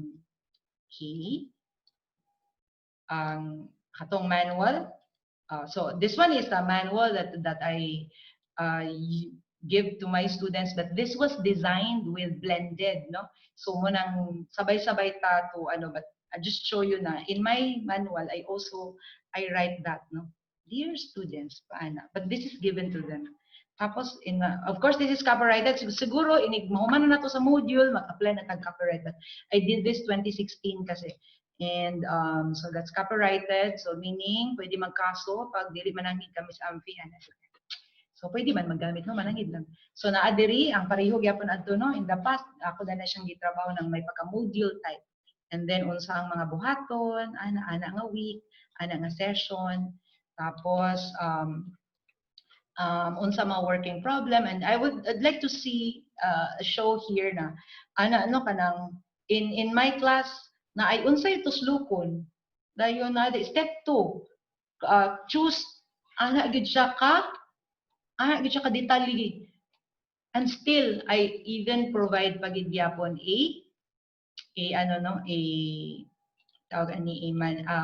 a recorded video so that the students will also you're seeing the PowerPoint, no? Okay. So, in our course guide, week study schedule, na gibutangan na po namo na break week 9 and week 18. So, if you're teaching mid-year course, pwede pong, pwedeng i-edit. So, course requirements, grading system, important reminders, instructors' contact details. Pangutana, how about, di man ko heavy on that because I'm teaching OJT, no? So I'll give you a sample of a guide for an OJT. Now you can also do this. You can also like a course manual-ish thing, but I would just wanna emphasize that we have to give our OJT people, students, the guidelines para klaro, no? Internship, what is really the program objective? What is really the assessment and the learning outcomes? So, nganong kani-gani akong assessment sa inyo, ha? Kay mao man gud ni ang learning outcomes sa ingon sa ako ang program, no? And then, what are really the requirements? Lugar, no? Tapos, unsa na dayon? Tapos, i-suggest din nato sa itong mga estudyante kung unsa gyud ang ilahang kay usahay OJT karon orientation just later na unya na ta magkita, no? Ato gyapon silang tabangan na ma-organize ilang mga kinabuhi, no? Na kani dapat 3 hours, no? Kana sa mga dates nga ingani dapat ingani na niya gibuhat mga anak gani. Tapos kani mga around ingani. Of course kani when this was designed na ay face to face, but karon na. But I wanted to share nga naapod me so that they feel also the instructor presence. Nami schedule on our online discussion board. The responses are graded. So, mao niya mga reading materials, may ano, tapos maghatag dadaan ng mga questions. So, pwede pong ing-ani. Tapos, di ba, pag mag-practicum po, naaman na sila yung mga unsa ang ilahang ipang-submit. So, nag-ingon po ta na mag-submit og practicum plan, mag-submit og portfolio, tapos nag-ingon po ta og morning contents ha, mao ni akong gi-expect, basic. Tapos pagkahuman ani, dapat ano na dayon, tawag ani, pwede na niya but these are what is expected. Tapos napoy format na yung mga ingana, no? Tapos naman sila activity log, so unsa gyud ang expected. Tapos na ay course reflection, let's tell them what to do, and then other pertinent documents they need to attach. So, and then of course, usually I ask my students to really give me a sign here, no? Klaro ha, I have read and understood the contents. I have learned and studied the course requirements. I also understand it is my responsibility to ensure completion of the requirements of this course. And should I have queries and concerns, I will immediately express such to Dr. Dinagsao for clarification. I am signifying here my desire to demonstrate excellence. Makahilak doon may estudyante. No? Pero, klaro ha, we're dealing with them like they are really adults. Okay? Mga anak. So, there, I'm done. So, please allow us to proceed to the next session. No? And then we'll have the question and answer after Mr. Narvaza's presentation. So, let me introduce the co-lead. Arvin Narvaza earned his bachelor degree in secondary education and with specialization in English at Xavier University in 2009. He also graduated at the same institution with his master's studies in communication arts in 2018. Arvin is now in his 8th year of teaching, mostly as a faculty under the communication arts, languages, and literature. Giayo, bilugar na ako pronounce mo kay language, literature, mandiay. However, he has also served as a vice principal for Quality Assurance and School-Based Management of the USTP Senior High School from 2016 to 2019, and briefly as Academic Head of USTP Oroqueta. He's one of edX Harvard University's leaders of learning graduates during the massive open online course through the American Spaces of the U.S. Embassy in Manila in 2017. Currently, is one of CiTL's program heads. So, ladies and gentlemen, for this part on averting intellectual property rights violation, please welcome Mr. Arvin Narvaza. Nalugar tayo pakpak, no? Pero sige lang, we hear you. Sige po, you can share now. I've already set it.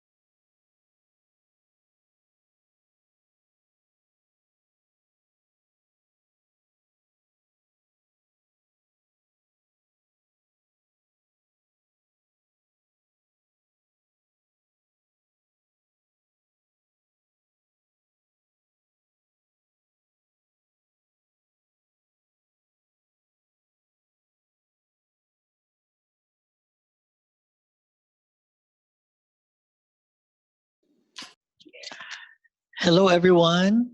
How are you doing? Thank you, Ma'am Amphi, for that introduction. I hope everything is doing well with you.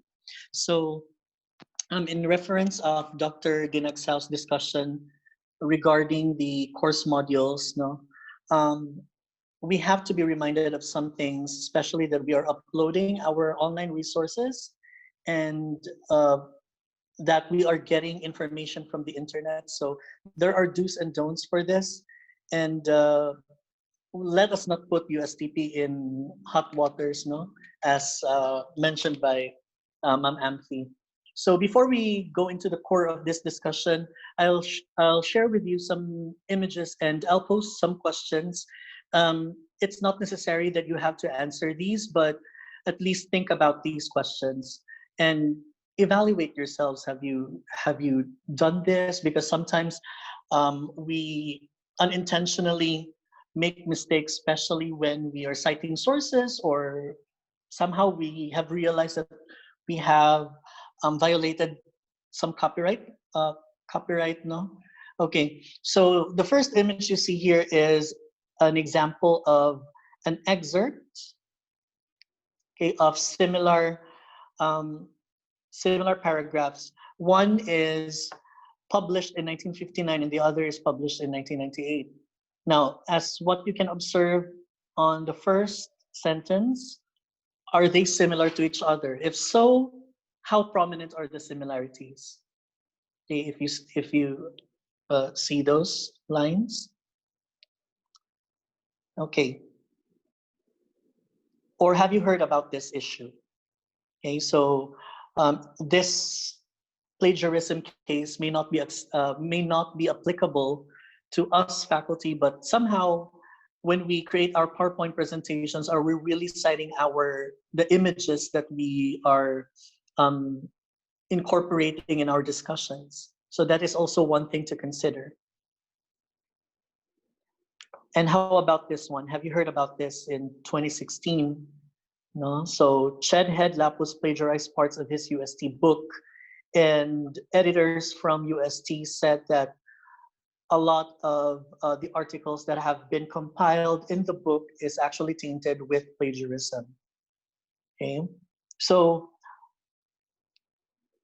another scenario, on the first week of class, the instructor provided a downloadable scanned version of the first chapter of the book for his online lecture. This way, his students will still have the time to acquire the whole book.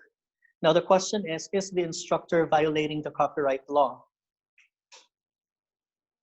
Okay ba na siya mag-photocopy then distribute, or can scan then distribute? Okay, and then questions. Are your PowerPoint presentations copyright law? What if somebody downloaded and used your PowerPoint without your permission? Okay. But the biggest question is, what will these violations imply about our standards and ethics as an academe? So I'd like you to think about that.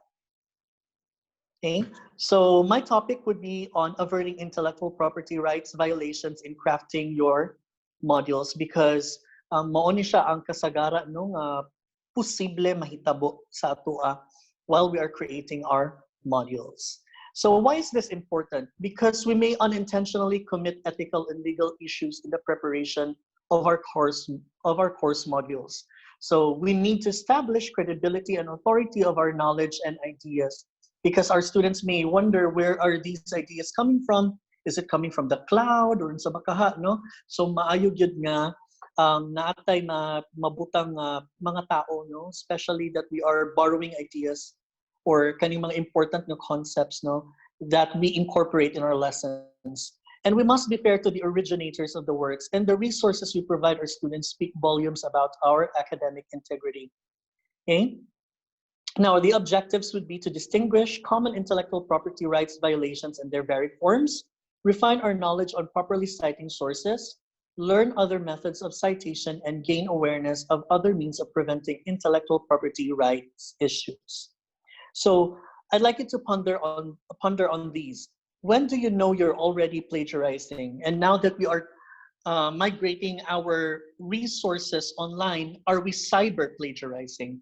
Are you able to tell that you have already committed copyright infringement? So let us briefly breeze through the definitions of plagiarism and copyright infringement. So plagiarism is the act of stealing the words and or ideas of another without attribution or acknowledgement. And when we say copyright infringement, okay, nawala akong slide, no? Sa copyright infringement, it is basically infringing the economical right of the person, especially if you get that product from him or her without his acknowledgement or without permission. Now, in a nutshell, as what you can see here, plagiarism versus copyright infringement is, plagiarism is a construct of ethics and copyright infringement is a construct of law. So walay na priso sa plagiarism. Okay, but the moment that the plagiarism goes to the extent of infringing the rights of the owner, then you could be filed a case. Okay, pwede din na mahitabo nga ang plagiarism mahimo siya copyright infringement, pwede. Okay, so what does our university say about intellectual property? So in our faculty manual, it says there in Article 2, special rights, the right to intellect property consistent with applicable laws. So since copyright law, since copyright is a law, no, automatically at the start or at the moment that you created something, you're already protected by the law, no? So dili na kailangan nga magpa-register gid ka for copyright. Okay. Now let us proceed to the forms of plagiarism. So this is according to the Harvard College Writing Program. We have different forms of plagiarism. So this is also common. Okay. This is also something that is familiar to us because we are sharing this to our students, and we always remind them of this. Do not copy and then just place the idea there as your own idea. No. So first is verbatim plagiarism. So failure to use quotation marks around words taken directly from another text, so plus a lack of clear attribution for the quote. So mo gali na nung kanang pag natay quote nga i-share sa atong mga students, we always have to acknowledge where this quote is coming from. Mo ba ito nga issue kayo to kang Tito Soto nga na siya gilift nga line or quotation from a famous person, but not really acknowledging where it's coming from. So na kuan siya no na issue siya sa online. Okay, and then we have mosaic plagiarism. This is a kind of patch writing in which parts from one or several sources are cobbled together. Okay, so manguha tag mga linya from different sources, putting them together in one paragraph in hopes na okay siya, pero sa ato aday no as instructors or as somebody who has background about writing or research, makita man nato nga sketchy kayong idea because they're not really cohesive. Okay? And then we have inadequate paraphrase. The writer only changes a few words in poor attempt to paraphrase. So paraphrasing is not equivalent to changing the words or alternating the terms with its synonyms. Okay, so dili siya pwedeng ngayon no in poor attempt no to paraphrase. So when we say paraphrasing, we read the paragraph or we read a line and however we understood that line or paragraph, we write it according to how we understood it. So that's how it should be. And then we also have cases of uncited paraphrase. So nagparaphrase lagi ka pero wala nimo gi-cite asa gikan, wala ka nagbutang og in-text citation, or nag-in-text citation ka pero pag abot dito sa bibliography wala siya sa listahan. So that is another case, no? Okay, and then uncited quotation. A direct quote is used with the proper quotation marks but no citation is included. Okay, so the moment that you put a quotation mark, that means to say that line is borrowed from somebody or somewhere.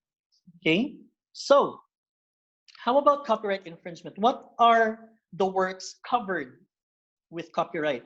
So we have books, pamphlets, articles, and other writings, lectures, sermons, addresses, dissertations prepared for oral delivery, letters, visual art, and musical compositions. Now, question, how about our PowerPoint? Is it considered copyrighted? So I had conversations recently with 2 lawyers and they said, yes, Arvin, ang PowerPoint nato is protected by copyright. Okay, so pwede ka mabutang dito og a disclaimer that you need to ask permission before you use this PowerPoint, blah blah blah. Okay, so para makuan pod no, para pod nga attribute kanila og tarong no when they are going to use your PowerPoint presentation. Okay, so when is the protection effective? From the moment the work is made and as long as the creator lives until the 50th year after his death. No, so this is for Philippines na case.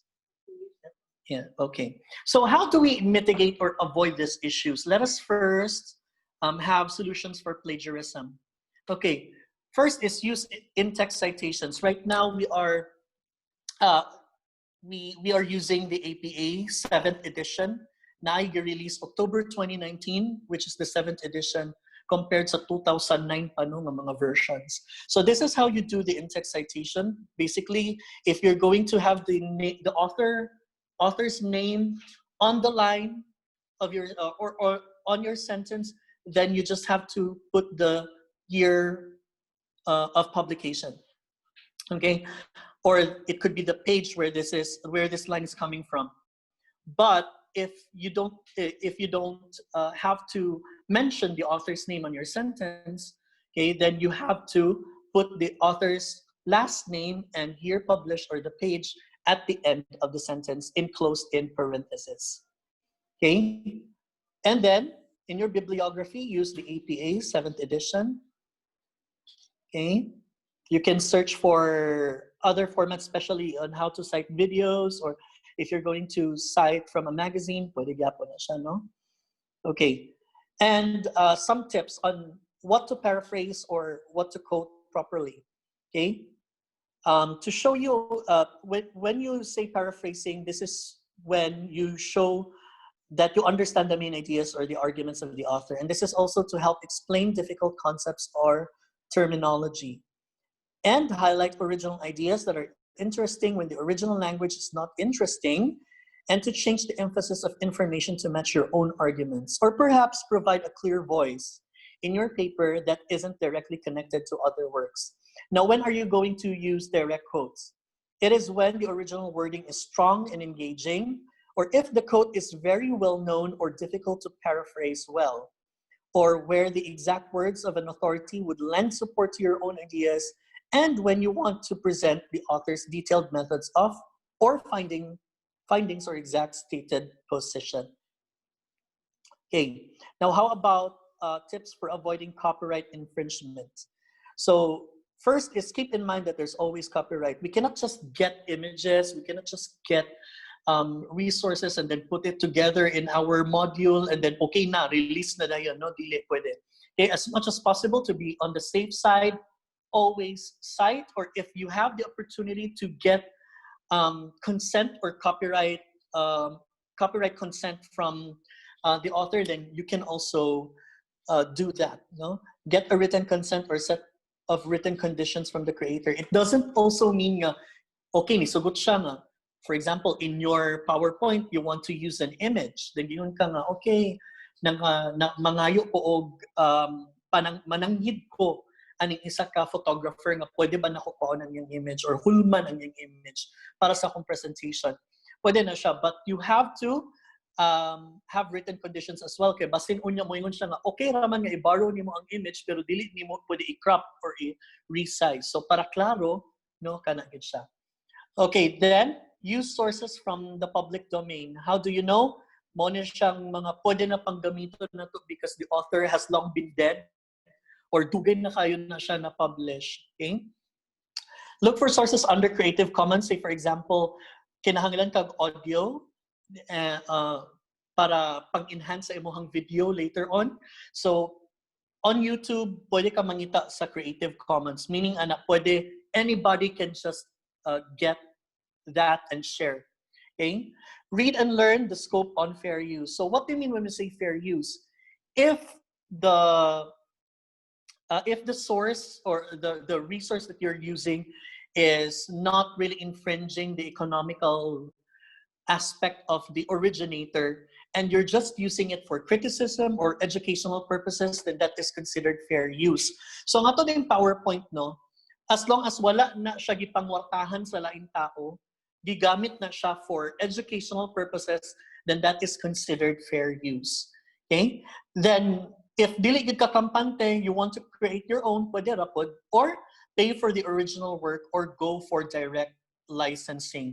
Ayaw mo pagkuwag mga crack, ayaw mo pagkuwag ka ng mga katong gi-mention ni Ma'am Amphi ganina no, ibutang niyo sa module na download the crack version, blah blah blah. Okay, so dili ta pwede magingon ana, no? Okay, so better if you can afford, then go for buying the license. Okay, so these are the references of what I just discussed. Any question? Thank you. Your mic.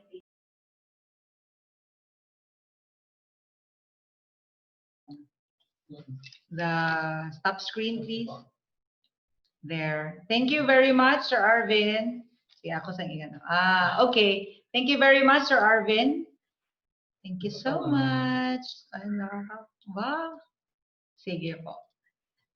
So, are there any questions po? Let me just allow you to unmute yourself if you, if you raise hand. So, is this, okay, Jared, are you raising your hand? Sir Jared? You can unmute yourself po if, I don't know. Sir? Okay. Kung wala naman po, you can also, okay. So may I request if you have questions and you don't want that to be, to be known by everyone, you can send me a private chat so that I can address them. However, you can also, send, send or really send your question. So let me just answer one. What if I have Coursera or Linda na online course? No, that's a good question. That's a good question. My assumption is number one, you have already reviewed that it's perfectly gonna align to your program, to your curriculum, and they also will help your students demonstrate the course outcome. If that is the case, you may, no? However, na ako'y pangutana, ang Coursera or Linda o unsa man good is kailangan sila naka-online. Correct? So that is something that we might wanna consider. Or pwede pod na only one session there that you think is really non-negotiable and really will be very, very much helpful for your course, maybe you wanna consider that. Sige po. Yun po ang aking response sa sa pamaylain. May I po? Okay.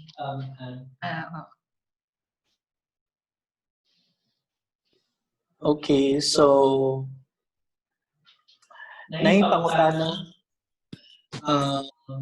from Sir Marlon, and he asked, I downloaded a whole Linda online course. Ano akong i-respond?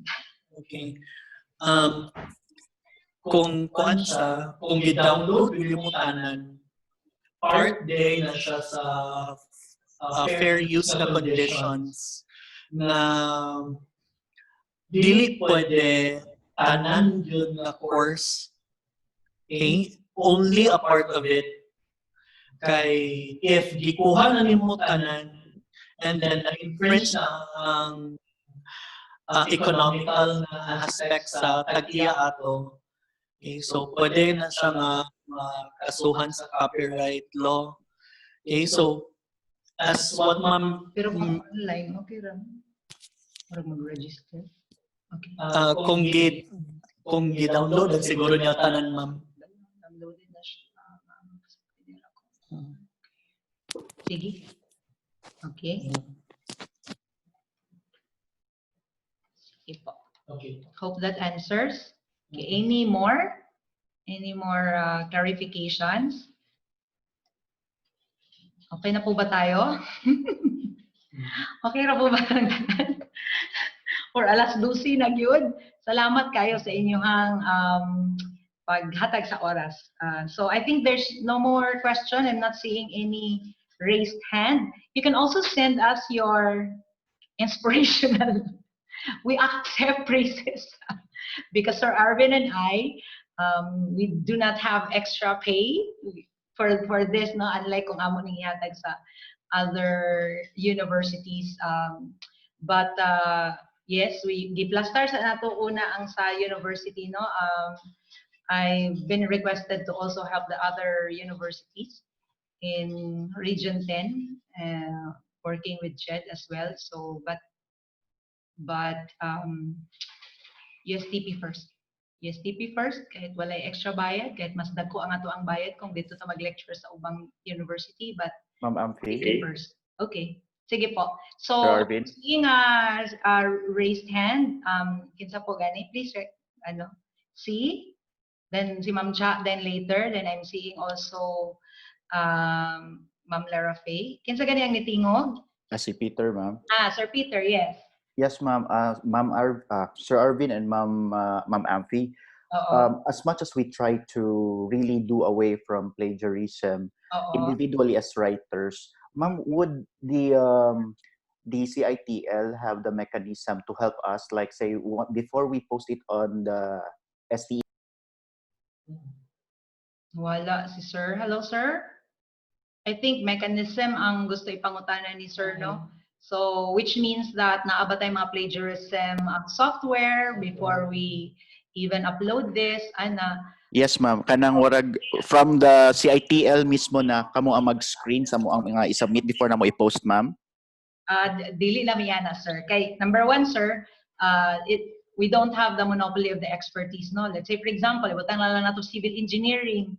Ako lugar mo review, dili na mo na siya expertise. Wala ko mastorya kung dili siguro ang format. so ang ato na siyang gisalig, sir, sa mga department chair, ang dean, because it's really their field. So, but mas nice siguro, sir, na i-run na to siya sa plagiarism software, katubitang Grammarly as well as Turnitin. Pero I just learned 2 weeks ago na nag-expire ang ato ang university subscription. So, muragi hangyo pa na siya ni Sir Ismael V. No? So ma'am, natay uniform na software na para standard ato ang basis para i-subject ato mga oo, pero nahurot na tong subscription, sir. So, but if our faculty and our certain department and college will have their own, would be better, no? Kung yung but sumotong ato i-remind nga basin. Kaya no, basin lang na wala na to gituyo ba na sipiat lang mga yung dapat po. So akong i-remind again, sir, ha, ang research office na to that we can use so that ma-run na to. I have my own, but it's only just one account. Usually when I write something, I upload it to a certain website, no, and then I'm working kay mo tatak man siya dito o ganing kani siya murag wala nini mo siya gitarong og site. Usually maski nag-site ko, pero kung ang iyahang dating is murag igo wala dili kay maayo pagka paraphrase murag motong violation kay nang maghimo lang synonyms, because paraphrasing is read it and tell it, write what you understood from that article or from that line, and then write the author and the year, no? So mo gidunta to. So usahay kato siya nga ako ang Grammarly. Nice kayo kay mo remind siya before na ko siya i-release. Maraging ana. So yes, I will ask again the university, no, that should be in place because we are also helping our faculty. So I'm noting that, sir. Salamat po, ha. Okay. Salamat, Sir Peter. May I ask Sir Ma'am Luna, and then I'll go to Director Lara Faye. Yes, Dr. Luna, please. You can mute yourself, Ma'am Luna.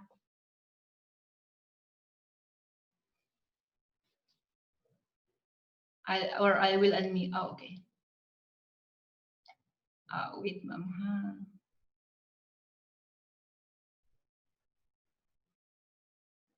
Get me to unmute. Ako na lang po?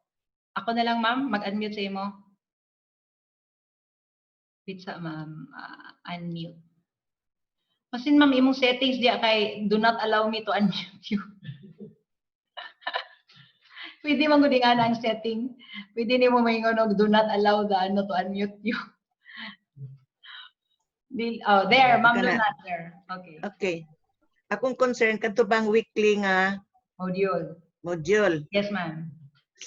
Kung na may topic sa atong math, for example, nga dili madalag 1 week. Yes, ma'am. What about himuon atong module nga usa ka topic nga kay di man nimo mo cover So, maas no continuous para na ay continuity.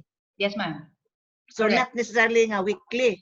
Pwede pong ano, ma'am, pwedeng module 3 for week 3 to 4. Pwede na, pero dili Correct. kay namay di mahuman ka topic. So, taas kaayo. Pag Oo. naakas differential equation, taas kaayo mga solusyon. So, in 1 week time, di kayo maklaro. Oo. Pero ato ang gusto i-ano anak, ma'am, basin di ay og maputol siya somewhere na digestible siya, baka basig overwhelming kay ma'am. Week 3 to 4 niya, 45 pages.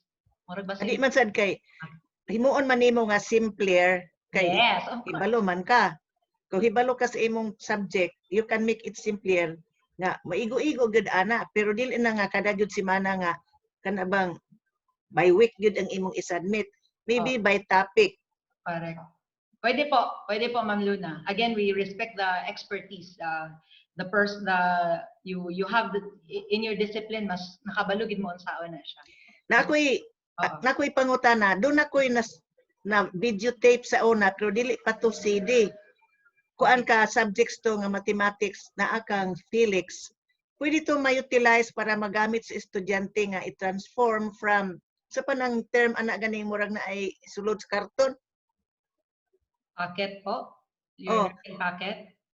Dili, kanang kompleto to siya nga na abstract algebra, linear, kompleto good from beginning to end the whole. CD. Pwede to ma-transform. Dili siya CD, kadtong karaan pa nga ibutang pa nimo sa sudlanan o VHS. Basta wala na to ma'am, wala naman tayo reader ron. Wala akong kuan kung di pa to mahimong transform sa kuan kanang technology nato. Pwede man siya ma'am, pero ang pangutana karon kay dapat na ay reader sa VHS. Nakaingana ko ma'am, pero 2007 ako gitrabaho nga na ako'y VHS, tapos gipa-transform na ako into digital. Kay during that time na ako may reader, pero ma'am di ko sure kung naapa ba mo pwede mo basa nga VHS. Okay, gigamit man gusto sa distance learning sa una. Katong aton na o sa graduate school, many have graduated. Correct. So this is really not new. Pero ma'am, gusto na ko i-pick up na siya nga point ha. Kay dapat manggo daw ang distance learning, it has to come with video, ana gid bitaw. Karon ng bag-o. Pero sa una kay wala pa man na atong mga technology. So that time katurang VHS may available. Kay sa una kanang radio ra niya. Pangayuon ma'am dahil atong pangitaon kung unsa, pero pwede tingali. Kung okay na to siya, tsada gid unta to no kung naay maka-read adto, di ba? Okay. Kuan man to, usa ka ang among nahimong CD katurang akong katong kuan ni Bruce Wilkinson nga 7 Laws of Learners. Nabutang namo tog CD pero ang the rest wala na. So kana para naatay daghan bitaw nga kuan materials for students to see. True. Kay kung naay CD, they can buy the CD from us.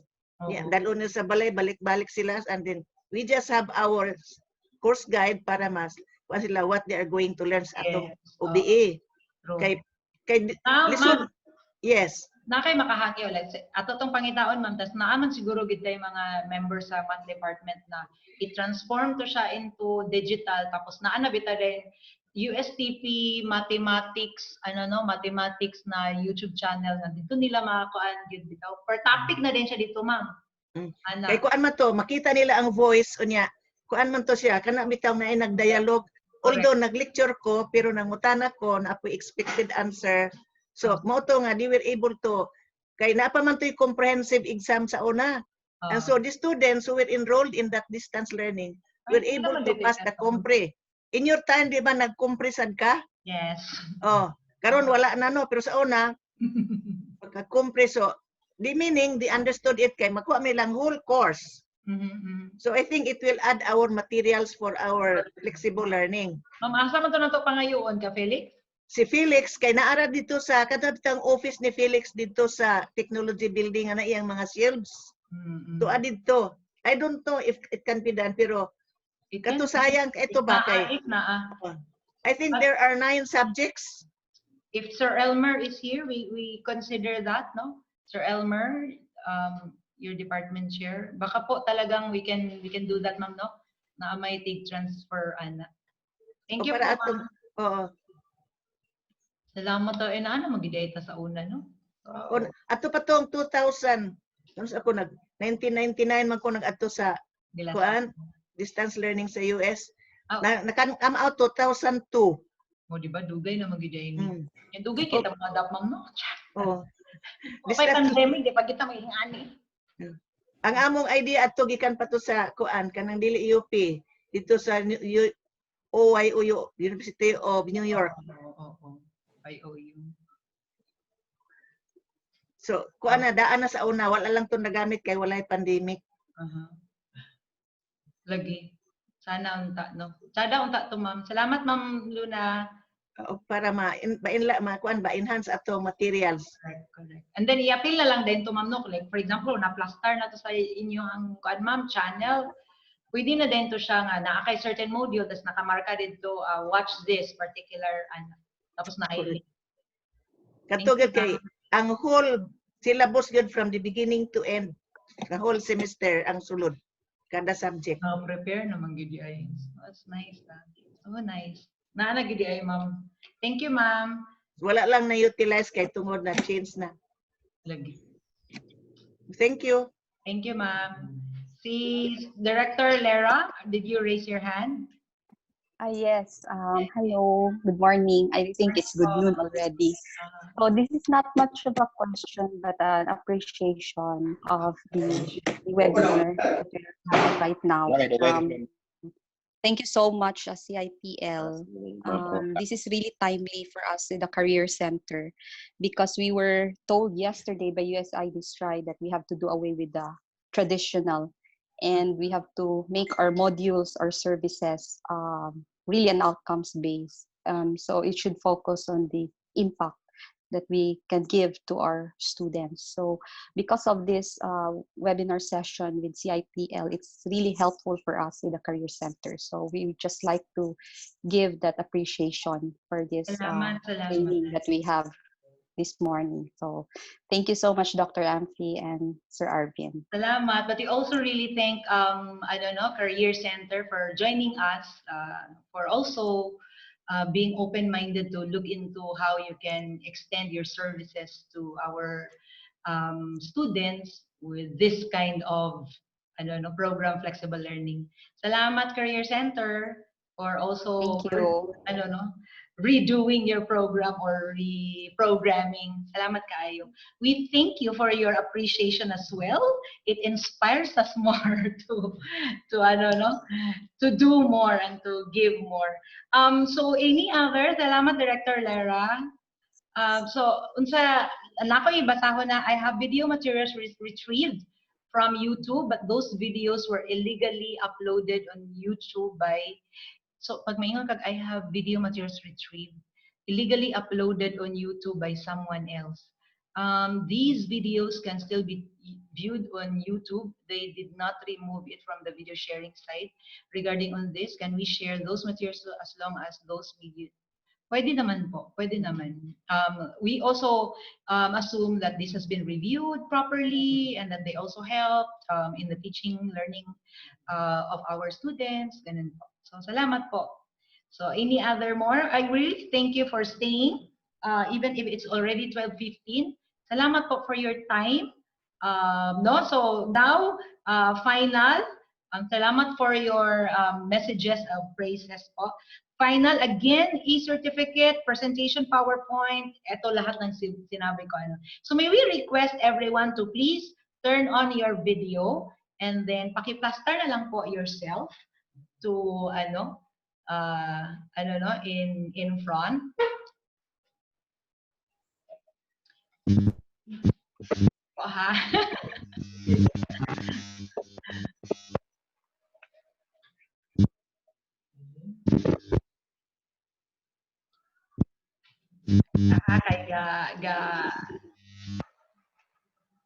Sige po. Ang ulo pong take amo ang nakauban.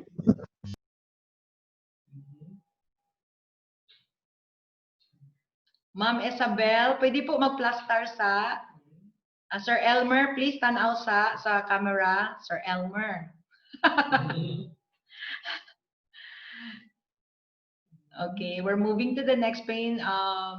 Ma'am Christine, Ma'am Nueva, ngit-ngit kaayo po. Baliktad pag yun. Hi, Sir Kenneth Corteros. Ma'am Grace Pimentel, Ms. Esclamado, Ma'am Jocelyn, hello. Sige po ha, Sir Comwell, please look at your cam. Okay, Sir Kenneth, please. Where? Ana ba? Same og smile. Ana bitaw. Okay, okay na po ba? So please, if you have faculty colleague in the department and college who wish to, naman kita yung mga kauban nga gusto gid karirin nga karon pa lang gani, gusto na gid nila ihimo ang ilahang mga module maski first sem pa ang ilahang ano kay kanino mid-year loaders, my term. Mania, so pwede po i-forward ang mga course module template no sa atong mga kauban na namgite may nga kauban no nagi-career yun ang preparation. But salamat kaayo our dear faculty for this time. Thank you very much for your time and God bless everyone. Bye. Bye po. God bless everyone. God bless po. Thank you. Bye. Bye. Thank you, everyone. Thank you, CiTL. Thank you. Okay.